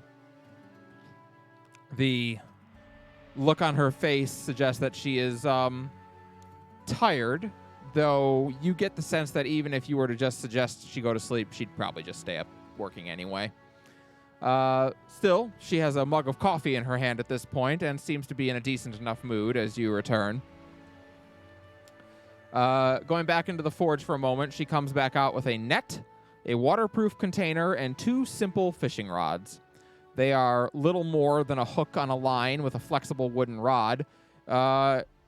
You may make a note somewhere that you have an amateur fishing rod, an amateur rig, and 10 pieces of simple bait in your inventory. You may also mark your fishing skill as amateur. It's a Rod, amateur, real. Also, amateur. you'll all notice in your handouts section that there are some rules for fishing. For our delightful fishing minigame that has been added in to the campaign. We're going to go over some of the basics real quick, just so we can all understand what's going on. And then you can all realize that I spent way too much time on this, and that's why there's not more prepared. Fishing on Terrasen is an ancient and noble tradition. Your success as an angler is dependent upon 4 factors: your fishing skill, your rod, your rig, and your bait. Your fishing skill adds a flat buff to the damage that your attacks deal and to the hook roll. Your rod affects how much damage your attacks deal. Your rig affects how many rounds you can keep a fish on the line. And your bait affects what fish you can get on the hook roll. In addition, lures can add a specialized effect to your attempt at catching a fish. You also have a number of stamina points equal to your con modifier plus your proficiency bonus. So please make note of how many stamina points you have. Every time you get you hook a fish, you will lose a stamina point. And when you're out of stamina points, you cannot fish any further. Your fishing skill is determined by the total number of fish points you've earned in your lifetime. The higher your fishing skill, the larger your bonus to your hook roll and to your damage on real attacks. You earn fish points by, unsurprisingly, catching fish. The better the fish you catch, the more fish points you get. There is a table that is provided here that shows you how to get to the different ranks of being a fisher. Your fishing rod is used to help attack the fish that you've got on the line. Each use of the rod deals damage to the fish, and if you reduce the fish's HP to 0 before it gets off the hook, you catch the fish. You can attain a better fishing rod by growing closer with Kelsey. Your base fishing rod does a D6 plus your strength or your dexterity. So for you, probably strength, I would assume. Yeah, strength for sure. And you can go all the way up to the Siltec fishing rod, which is a D12 plus strength. Your rig is used to keep the fish on the line long enough for you to bring it in. The better the rig, the more rounds you'll have to land the fish. You can obtain better rigs in exchange for fishing points. It starts at your amateur rig, which gives you 3 rounds, all the way up to the Siltec rig, which gives you 9 rounds. In addition, you will subtract the fish's strength from the stamina rounds, and that is how many total stamina rounds you have. Lastly, there is bait. Every time you cast out your line, it expends a bait, so make sure that you always have some fishing points left over to buy bait with. Otherwise, you'll have to wait until Kelsey can get you some more bait. Your bait gives you a bonus to the hook roll, allowing you to catch bigger and better fish. But of course, if you don't have the skill to bring in those bigger and better fish, well, that may not be a good thing. Lastly, there are lures. Lures are items that can be attached to your fishing rod and expended while locked in combat with a fish. Each rod can only hold 1 lure at a time. A lure is not lost when used, but can only be used once per catch attempt. Lures are crafted by Kelsey, so make sure to bring her useful things that could be made into lures. Currently, you have available the Stamina Lure and the Aggressive Lure. The Stamina Lure makes so that your next attack doesn't count towards your stamina rounds, and your Aggressive Lure says add plus 2d6 to your next damage roll. If you don't catch the fish, it escapes. And that is where we will start things off. Do you want to attach a... Oh, actually, let me finish reading this bit. It's a quiet walk, but one you know well. At first, you're worried that maybe you'd have forgotten the way, but you haven't. As soon as you start walking, your feet carry you down the familiar path towards the nearby river, and soon you find yourself at the very same fishing spot that your master once took you to regularly. Even to this day, the twin boulders you once placed near the edge of the water are still there, ready to be sat on by a new generation. So, would you like to attach a lure to your fishing rod? I'm not mute. No, I'm not muted. My microphone's not picking up. Oh. I'll take the stamina rod.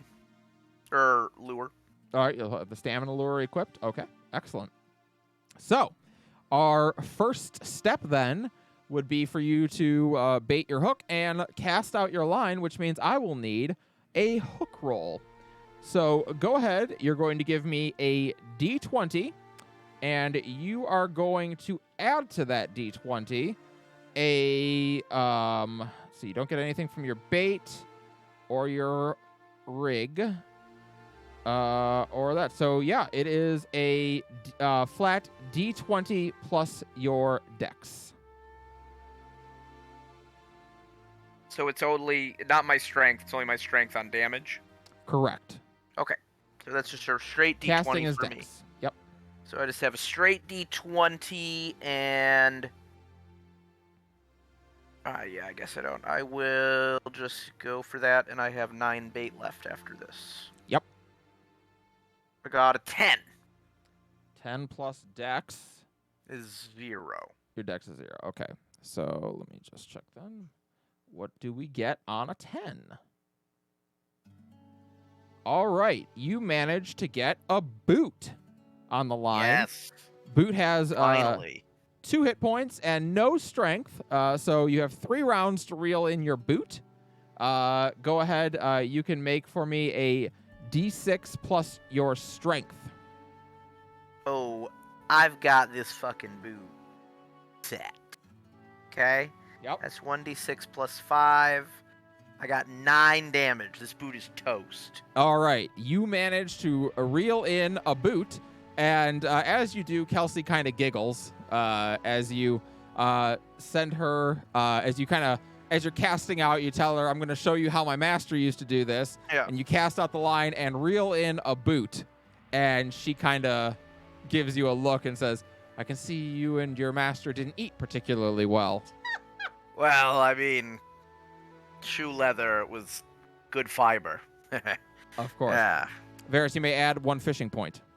All right, I got 1 fishing point and a boot. Yep, you got a fishing point and a boot. And a rather waterlogged boot. Go ahead and do your hook roll again. All right, so now I'll be at 8 bait. Can I guess I'll expend my lure so that doesn't count toward my cast. So the stamina lure is that it gives you an extra stamina round in the combat with bringing in the fish. Oh, I see. Okay, got it. All right, so 9. So I got 8 bait left. Are 20. Ooh. 19. A 19. All right. You have a salmon on the line. Goddamn. Yeah, hell yeah. It has 1 strength, so you only have 2 rounds to bring it in. Okay. It has 20 HP. 20 HP.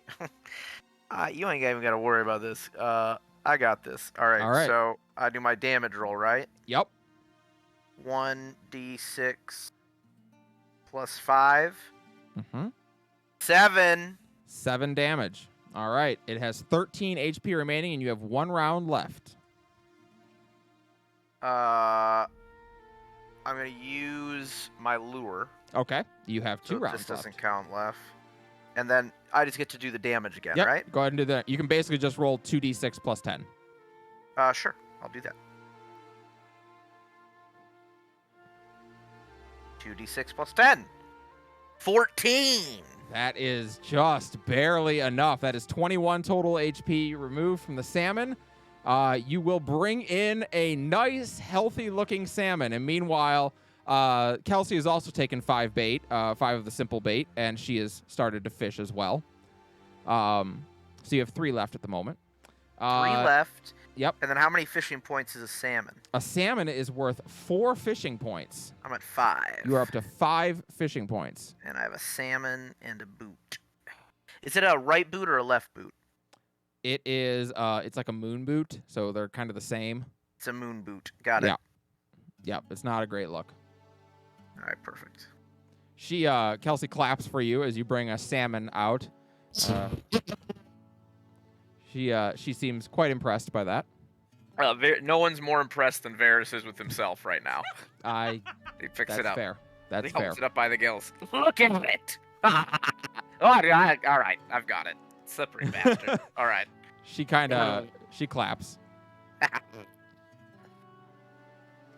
All right. Go ahead and give me a hook roll. I will give you a hook roll. Let's see what we got here. R1D20. Let's go. 13. 13 is a river carp. It has no strength, so you have all 3 rounds, and 10 HP. 10 HP. We got this. Yep. 1d6 plus 5. Let's get it in 1. Boom! Got it 10. in 1. Damage. All Yeah. right. Take 3 fishing points. Goddamn right, I got. And you have 3 a fishing river carp. points. You are going to be very popular when you come back with all these fish and a boot. Yes, and the boot's gonna be particularly fun. I wondered River. where that went. Yeah. Ferris is like, I remember this boot. That's crazy. You're up to 8 fishing points. Go ahead and give me a hook roll. All right, so I had 3 bait left in this. So then I What's had your 2. con modifier? My con is plus 2 or 3. Let me +2. check. Okay, yeah. Let me know. 2. 2, so you have 7 total stamina points. Casts. So okay. you have 4 left. 4 You left. only Okay. lose a stamina point when you hook Catch a fish. When you hook Okay. a fish. When I hook a fish, right? Yep. So if you roll so- a 1 through 9, you don't actually lose a stamina. point. Okay, so the boot didn't. You count. do lose the bait though. Right. I only have 2 bait left anyway, so I Yep. definitely have enough stamina. So 1 bait left after this. I'm gonna roll. Yep. Hook roll.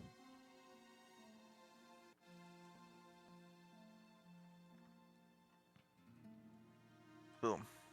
A natural 1. On a nat 1, you do not. You are not able to hook anything. You think you hooked something, a real monster, but it turns out just to be seaweed, and that's doubly frustrating because it's not a sea. So you're like, What? How the hell?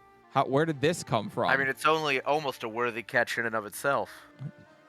Even Kelsey's kind of like, yeah, its mere presence is kind of weird. Yeah, I mean, it raises more questions than answers, certainly. All right, go ahead and give me another hook roll. I'll use my last bait. Yep.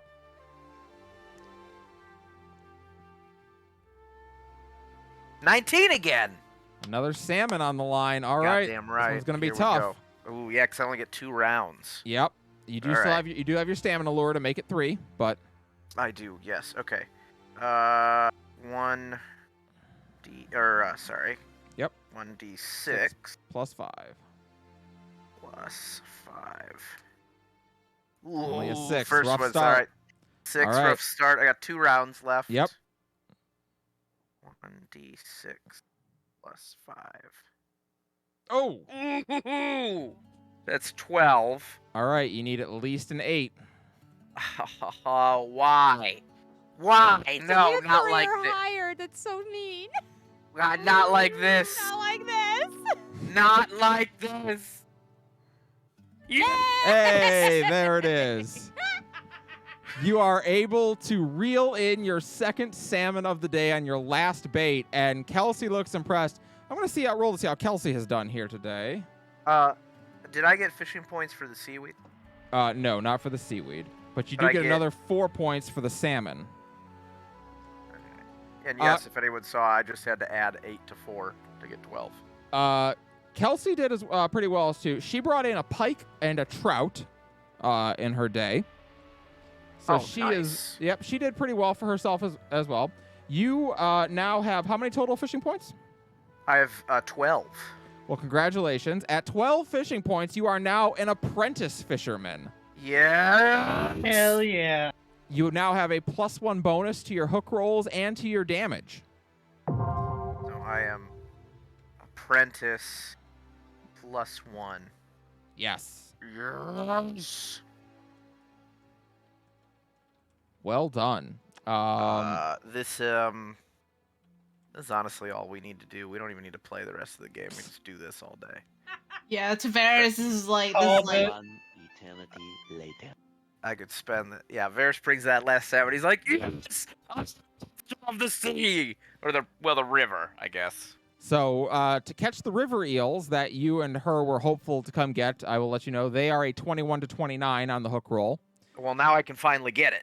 Yeah, and the River Guardian, who is the legendary fish of this fishing hole, is 30 plus on the hook roll. You will find more fishing holes across Terracin as you go on your journeys across the plain to find the various dread demons. So if there's water abound, make sure you check in and see if you can fish, because each of them will have some unique fish in them, and they may have a legendary fish in them. You hell right. You damn right I will. Oh my God, Callie, Varys. question though. Yes. I need a. Do any of magical these dex item. fish have a legend where one of them supposedly swallowed up the moon and that's why the moon has phases? That's why sometimes there's one night where you can't see the moon because the fish swallowed it. What you got to do is you got to push and pull. Yeah, absolutely. Push and pull. So that is the fishing game that I spent almost 2 hours designing as a mini game. So you're welcome. What did my confidant rank up? I would say you get the sense that your rank up with Kelsey will come when you manage to get the river eel you promised her. How many music points did I get? Musical note points. I think only 2 today. Sorry. Only 2? I Sorry. didn't have the right tarot. I know. Oh God. You fucked up, man. I messed up and there's no reloading. I So- wasted a whole day. You make your way back to the You village. forgot to quick save. I didn't quick save. I gotta make go it- fuse. You make your way back to Ash Oak, My last save was how many hours ago? This is crazy. and you can't help but feel like Kelsey seems more at ease as she's returning. She's smiling, as much as she ever really smiles. She is usually her smile is more of a performance. Right now, she just seems a little bit more at ease than she normally is as she walks back. She's currently holding her pike and her trout. She's very excited about the trout, but she's kind of looking at the pike like, I'm pretty sure this is just bones. It's not that meaty. It used to be that on really light nights the squires would get the pikes. Yeah, I yeah. I don't think you can eat this. Oh, you can't. Well, sometimes you have to. Well, not anymore, but back then you had to. You can. You can eat fish bones. They're perfectly digestible. Not very nutritious, but I'm not sure that they are. well, they do. I mean, they pass through mostly. Mostly. That's not a Yeah. word I want to hear when talking about digestion. Well, I technically, in the number of pike bones I've eaten, there are only 13 that are unaccounted for after, the natural progression of things. So I think for the most part I'm good. I don't know where those think last I'm- 13 are, but... I think I'm more upset that you were accounting for them. Oh, well, there was not a lot to do out here, Kelsey. I mean, I gotta tell you, there was me and 2 other people my age. None of us, there was not a library. We didn't have a chessboard until I was 12, so couldn't do that. She kind of, her Yeah. eyes light up a little bit. Do you like chess? Oh, well, I wasn't nearly as good at it as Ulrich was, but yeah, I enjoy chess. Why, could do, play do you sometime? play? Oh, I love Oops. chess. I mean, I didn't have anyone to play with growing up, but I got pretty good at the logic and reasoning out different moves against myself, and sometimes my Nathwir spirit would play with me, but I'm pretty good at it. Oh, now you sound like Ulrich, definitely. Yes, well, I'll play. You just have to remind me how the little horsies move. He smiles. She That's a she joke. she nods. Oh, I didn't think I had to remind you how the knight moves, Father. It was my favorite piece, even though we didn't have horses in the forest, which is Yeah, Kinda that funny. does seem like a bit of a letdown. I'll tell you my set. They ride dragons. really. Mm-hmm. Oh, that's way cooler than the horses. Yeah. Yeah. I always thought it would be neat if we could ride griffins as a knight. I wanted to ride a griffin like our founder, the sea griffin, and Ooh. just thought it would be. The logistics of it was explained to me. Really didn't make any sense. The griffin was a Nodweir spirit anyway. It probably wasn't even full sized. That was told to me by Ulrich. Actually, he did love to burst my bubble. I'm learning man. more and more that it doesn't really matter how true stories are. It's more about what they elicit from people. Vera smiles about that. Right. It's the truth is important, but sometimes it's about we can take from the past and make of it. Mhm. We're never Mother- going to have all the pieces, So you have to make something beautiful with whatever puzzle you've got. Mother shared a lot of stories about you with me. Varys just his eyes probably get the size of dinner plates. He just goes, "Oh, right. She probably would have a lot. She knew me better than anyone else, I suppose." She gives just a knowing smile as she continues to walk on ahead. They were not any of the stories about the first time we went swimming, though, because whatever she said, I want you to know that I didn't. The puddle was not nearly as shallow as they make it out for, and I did really think I was drowning. So it's not really the idea. I know how to swim. I just wasn't the And she pushed me, by the way, so that's not really a fair. Did she tell you that story, or am I? She gives you a look that suddenly you're not sure she shared very many stories, and she may have just tricked you into getting some. Right. Okay. Well, we should play chess sometime, and don't worry about the water thing because that didn't happen. I would very much like to play chess sometime.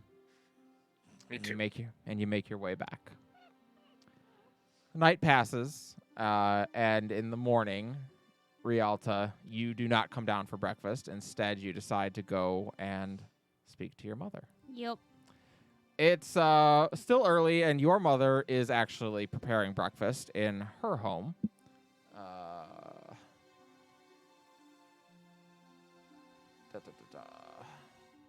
She is making a simple breakfast. She's having grapefruit, which is not a delicacy per se, but it definitely involves going to the further northern sections of the God's Grasp to be able to find grapefruit. And, of course, going towards the further northern sections is much more dangerous than going other places because it's closer to where people are burning the forest down. But she seems to have braved the trip, wanting some grapefruit. And she looks up as you kind of knock and enter and smiles. Well, there she is, the hero of the Battle of Mina's Grove. Oh, well. Savior of the Fallen, I believe they've taken to calling you. Well, that was kind of a one-time thing, I'm afraid. You only need to do it once to be pretty well admired. Well, I apologize for bothering you this morning. I did not sleep very well. Are you suggesting that you are bothering your mother to come see her? Well, I know you are busy and have many things to do, so, Did I give you the impression that I didn't have time to talk to you when you were younger? She thinks about that for a moment. I mean, no. I will say you were very busy, but no. I suppose not. She nods, motions for you to have a seat. She does, and she just kind of fidgets a bit. What's on your mind, Starlight? Well, I have a lot on my mind, but unfortunately, in order to explain those things, I have to confess something that I think is going to be a little bit shocking. She sets her cup of tea down. Should I make more tea? Is that one of those kinds of discussions? Do you need a special blend of tea? No, Mother! Just checking, dear. No, nothing like that. It would be quite miraculous if you did. Actually, I would probably insist that we do not use the specialty. Proceed. Kind of shakes her head a bit. Well, I should let you know. I know back then how it must have seemed myself and how I felt about Opal. I have to tell you, though, that it wasn't exactly one-sided. She kind of hangs her head a bit. It was off and on while she and Saren were together. Once they were married, it stopped. I know it was wrong and stupid, and sometimes it was off and then we'd go back again, and I shouldn't have done that. I didn't know what else to do sometimes. Wasn't wrong. Heart wants what it wants. Did you know that your father was engaged to be married when I pursued him? What?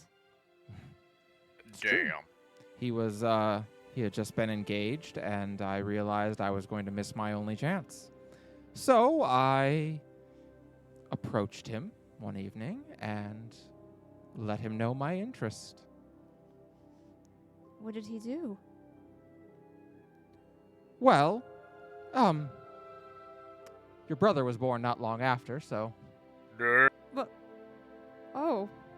I always did wonder why those years were awkward. Or months, I should say. Well, I suppose we're all a little bit special when it comes to such pursuits. But I should. Her shoulders start to slump. What Opal and I did, it was all first in secrecy and lies. And now I managed to talk to Martine last night. Ah, And- your paramour. Well, I'm not sure it's like that anymore. He's changed, and well, before we really met, he had been insistent that he'd be willing to lie and be a villain to the world if it would save it. And it seems that is what he's going to do now. Mhm. And Mother, I don't understand it. You know I hate dishonesty and people keeping things, and yet these people I learned to love, they revel in lies and secrecy, and I don't understand what's wrong with me. She lets you talk and get it out for a moment before she thinks about it. You worry that you are attracted to liars? I mean, logically, that seems to be the current pattern. I know it's only 2 points of statistics, but Was it Opal's willingness to lie that you found attractive? I mean, not really. Was it Martine's willingness to be a villain that attracted you? No. That's not it. But I saw those things and I knew those things. I just I'm going to tell you something, Rialto, that you are not going to like to hear. She kind of gets a little bit ready to hear that. Everyone has their secrets. Everyone has their lies that they tell themselves and that they tell the world and that they tell their partners. It's an immutable thing. When we love someone truly, we can't help but change a little bit of who we are to make the pieces line up and mesh together. The storybooks love to tell of these tales where everything just perfectly fits, where you find this person and everything links up and lines up properly. But that's not how people are. Everyone has their things that they need to iron out and make more palatable to be with their partner. And you are only attracted to extraordinary people. And extraordinary people often carry with them extraordinary burdens and extraordinary secrets. You lied too to be with Opal. You lied to her. You lied to me. You lied to your brother. Because you loved her. And you wanted it to work. And you wanted it to work with her. And you met Martine, and though he tended to lie to get to his ends, you saw a good man. You saw someone you respected and cared for. And it was worth knowing who he was to be with him and take that chance with him.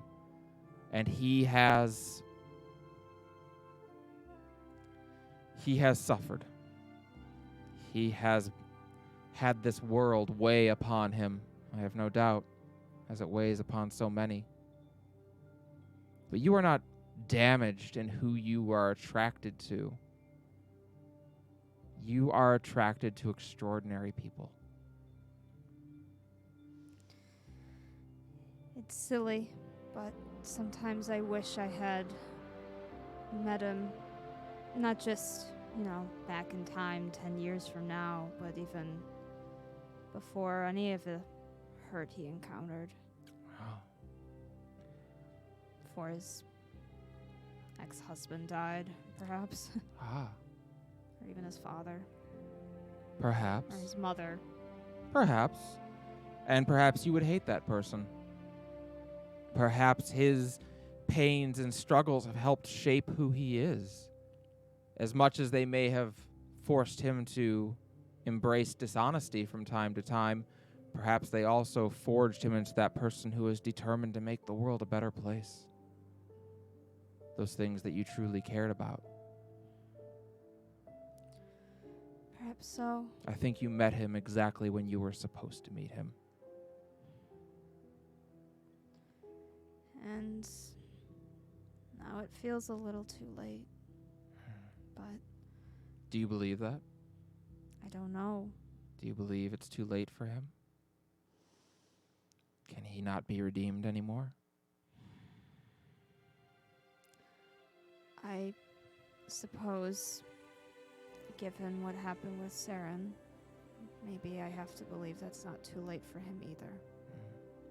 By your own admission, there was a time when he fell into something terrible and he came back.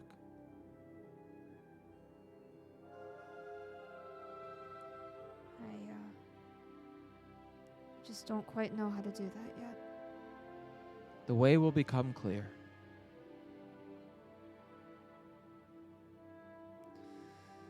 I'll try. She smiles and walks over and hugs you. Sure. Now, how about a cup of tea? That sounds nice. And you enjoy a nice breakfast with your mother. Uncertain if you were able to get exactly what you'd hoped for out of her, but getting what you expected to get out of her. She is a poignant woman, and she is wise in her own way.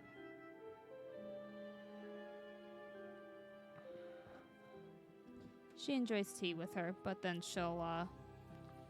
she will return to where people are afterwards.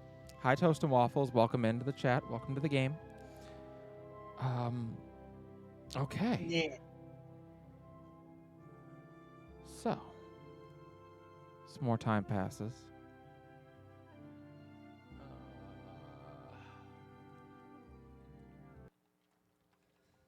There's a bit of buzz in the village the day Lana arrives.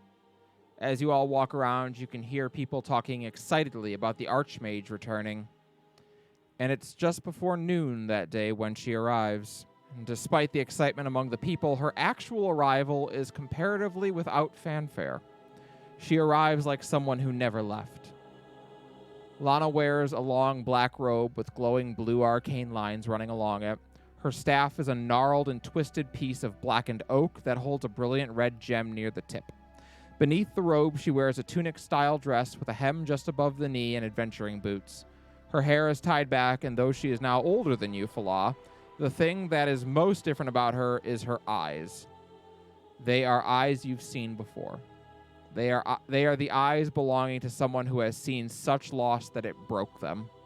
And even though she has managed to move on and find new purpose, she still carries the weight of her loss in her gaze.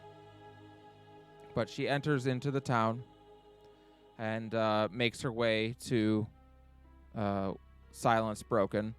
And that is kind of all where you are alerted that she has arrived. And when you make your way out, she is currently embracing Yuki and offering a smile to both her and to Melisandre. And she nods to them both. Well, you two look well. I am happy to see it. And Yuki nods and bows politely. It's good to see you again, sis.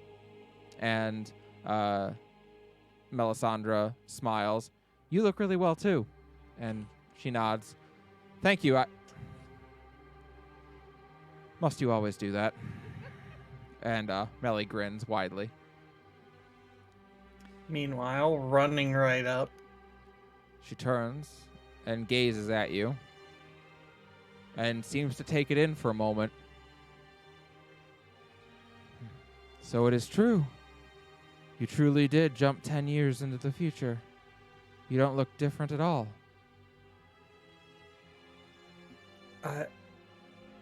Yes. And just embrace. She doesn't move for a moment. I spent a long time debating what I would say when I saw you again, if it was true. I think I must have practiced every scene from cursing you out to punching your lights out. And now I'm here, and all she can do is hug you. She holds you very tightly. And then you So hear her sorry. you hear her whisper, "Little sister."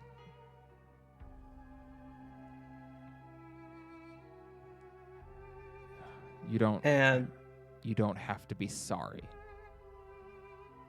You didn't do anything wrong.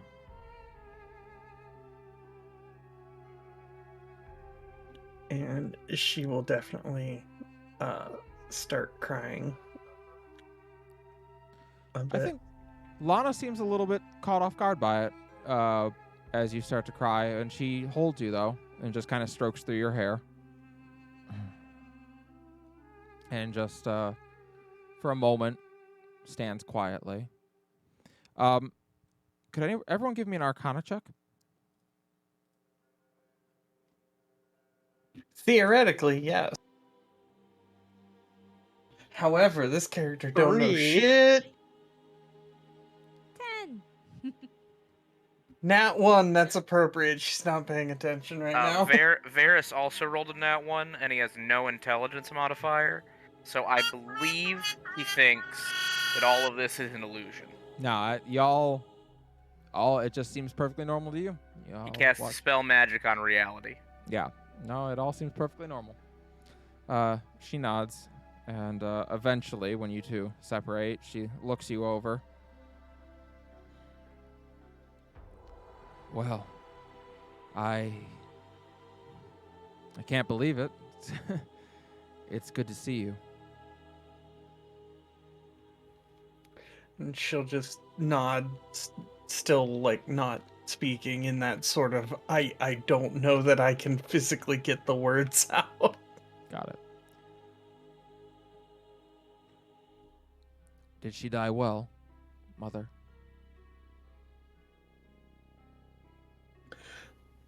Swallow.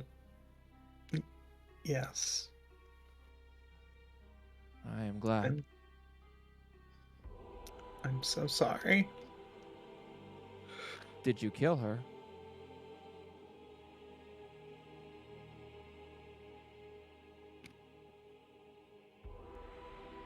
Not directly. Her eyes seem to narrow at that. Would she say that you killed her? You hear in your head, Falah, coming from your sword, no.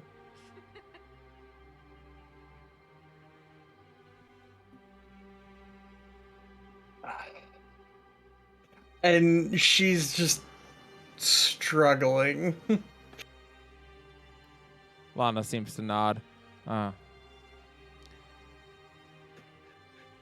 wheel's spinning, but the bar's not advancing. Got it. She's attempting to process. Do not blame you for Mother's death. I am certain that she died a hero. She glances out at the lot of you. Am I correct in my assumption? Of Did. course. Unquestionably. Her sacrifice that she made of her own free will. I look at Falah. Ensured that what little victory we were able to achieve was even achievable. Agreed. Good. Hard as it is to believe, I sincerely believe myself that had she not done what she did, things would be even worse now. Her eyes fall on the sword for a moment that you carry, Falah. I see. Well. And noticing that, she'll sort of snap out of it a little bit. Like, 'cause that entire time she's had, like, very much that sort of I'm conflicted and thinking and processing look.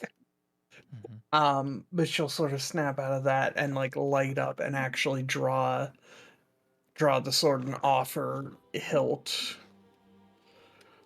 to Lana.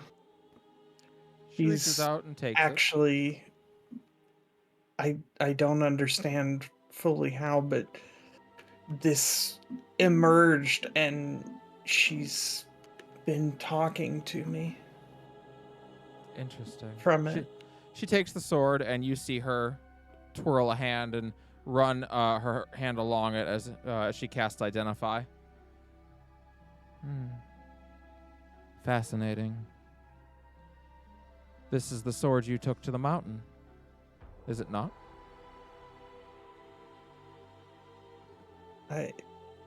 Does it actually like have any visual resemblance enough? Kind of. It has kind of that Okay. same general shape to it. I suppose that would make sense. Only in the sense that it's the same style. No. But- No. You are holding Sanguine Moon, though not as it once was. Sanguine Moon's Jaw open. Sanguine Moon's more functional purpose, besides cleaving through an army of her opponents, was it carried souls that she could draw strength from. Over time, those souls began to grow and collect and corrupt until the blade became as bloodthirsty and corrupt as she was. I sense but one soul in here now. She turns and hands it back to you. Tell Mother I hope she is well. You didn't hear her? The blade was purified through a sacrifice for you. It is your blade, not mine. She definitely looks a bit sort of crestfallen at that as she sheathes it. It is enough to know that she lives on in her own way. There is definitely a degree of disappointment on her face. She has very much this visage of a wise elder wizard, but she's like 28. And she has a ways to go before she is a wise elderly wizard sage.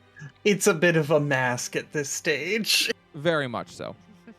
But she nods to you all. It is very good to see you all again. I'm certain that you know it, but introductions are probably not necessary. But in case, I am Lana Bruxborn. I am the Archmage of Ashoke and head of our School of Chronergy. Chronergy. The manipulation of time. An interesting choice. A potent one, as it turns out.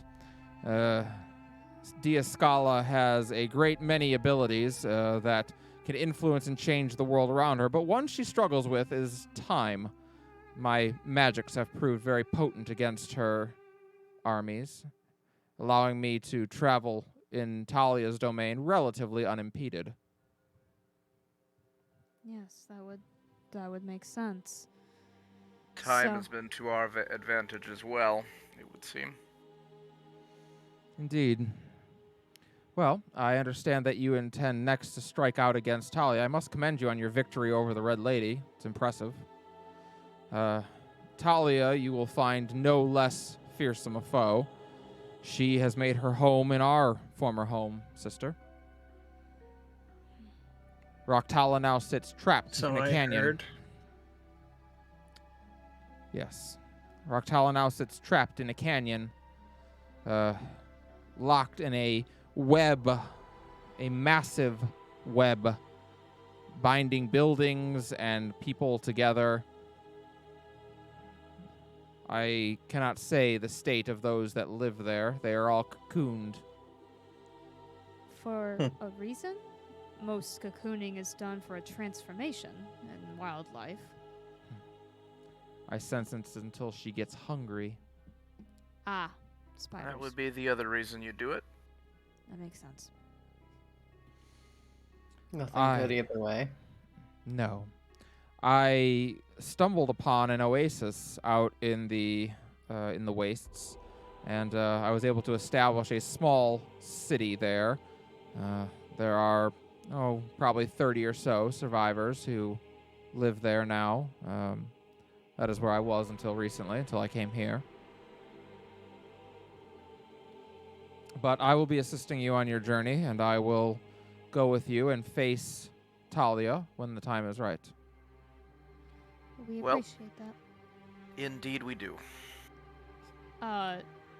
Rialta kind of scrunches her face for a moment, then grimaces as she contemplates whether to say this, and then gives an inhale. I was given a clue, or perhaps a warning, regarding Talia's powers. Oh? That magic cast upon her has a tendency to be reflected back. Ah. I have seen what you refer to. She is skilled at slaying mages. Not necessarily that she will turn your magic back upon you, but she is good at finding openings when you are busy casting to attack you with her magic first, and she is an accomplished magician herself. Do be wary.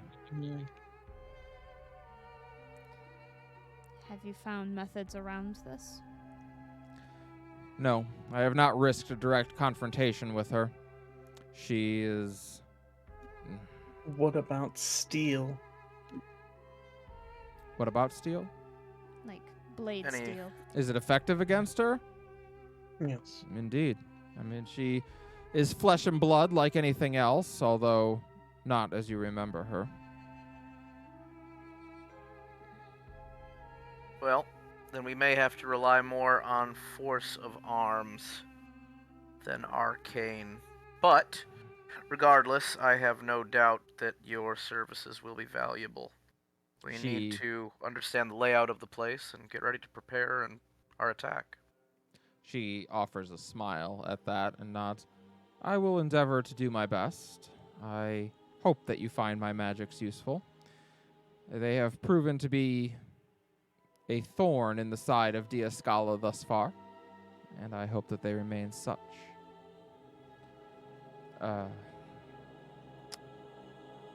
Would that I could show you how they work. I'm fear you wouldn't remember it if I did. Interesting. Oh, time. Interesting. What sorts of things have you Hmm. remade? Well, as with all chronergy magic, I can only affect so far. I'm good for about 6 seconds in a pinch, and if I have more time to prepare, perhaps a bit longer. But Sir Varus, if you would indulge me, punch me. Oh, all right. Where? Wherever you like. It matters not. You won't make contact. All right then. Let's see. Notebook is out. Rialta's being a little more like herself now. Ferris will drop his hands, sort of look, and then real quick go for a left jab into the solar plexus.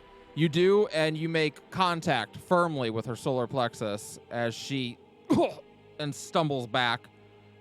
And as she does, you all watch as she traces a sigil of a clock in a bright ether that appears before you. And the hands on the clock wind back, and all of a sudden, Varus, you are stepping forward to put that jab in her solar plexus, which she steps out of the side of and pushes your hand away. Ha! Right, But none of you Gods. remember what happened. God, All you you're saw was her. fast. She smiles. I had half a note here. I'm actually not particularly fast, but time is my ally. If I had been writing, is the writing gone?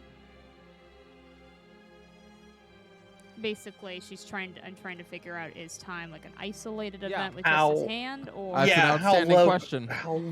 How localized is the effect? Yeah. Yeah, what if we took a photograph? That is an outstanding question. Let me check. that would be what Rialto's looking into. Where is Lana? There you are. Chronal shift. Let's see.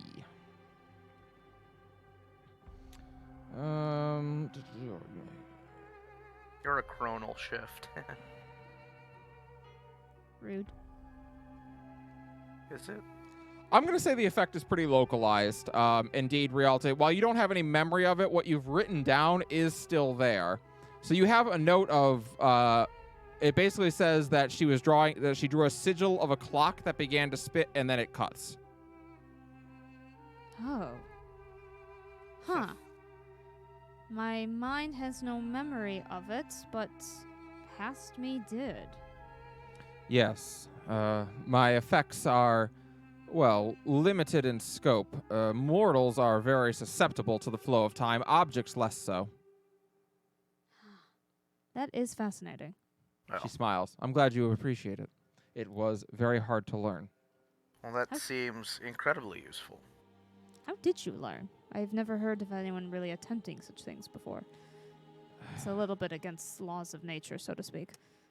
You are not alone in your belief of that. I hesitate to tell you how I learned it. Hmm. But, Like a genie in a lamp or something. I wish.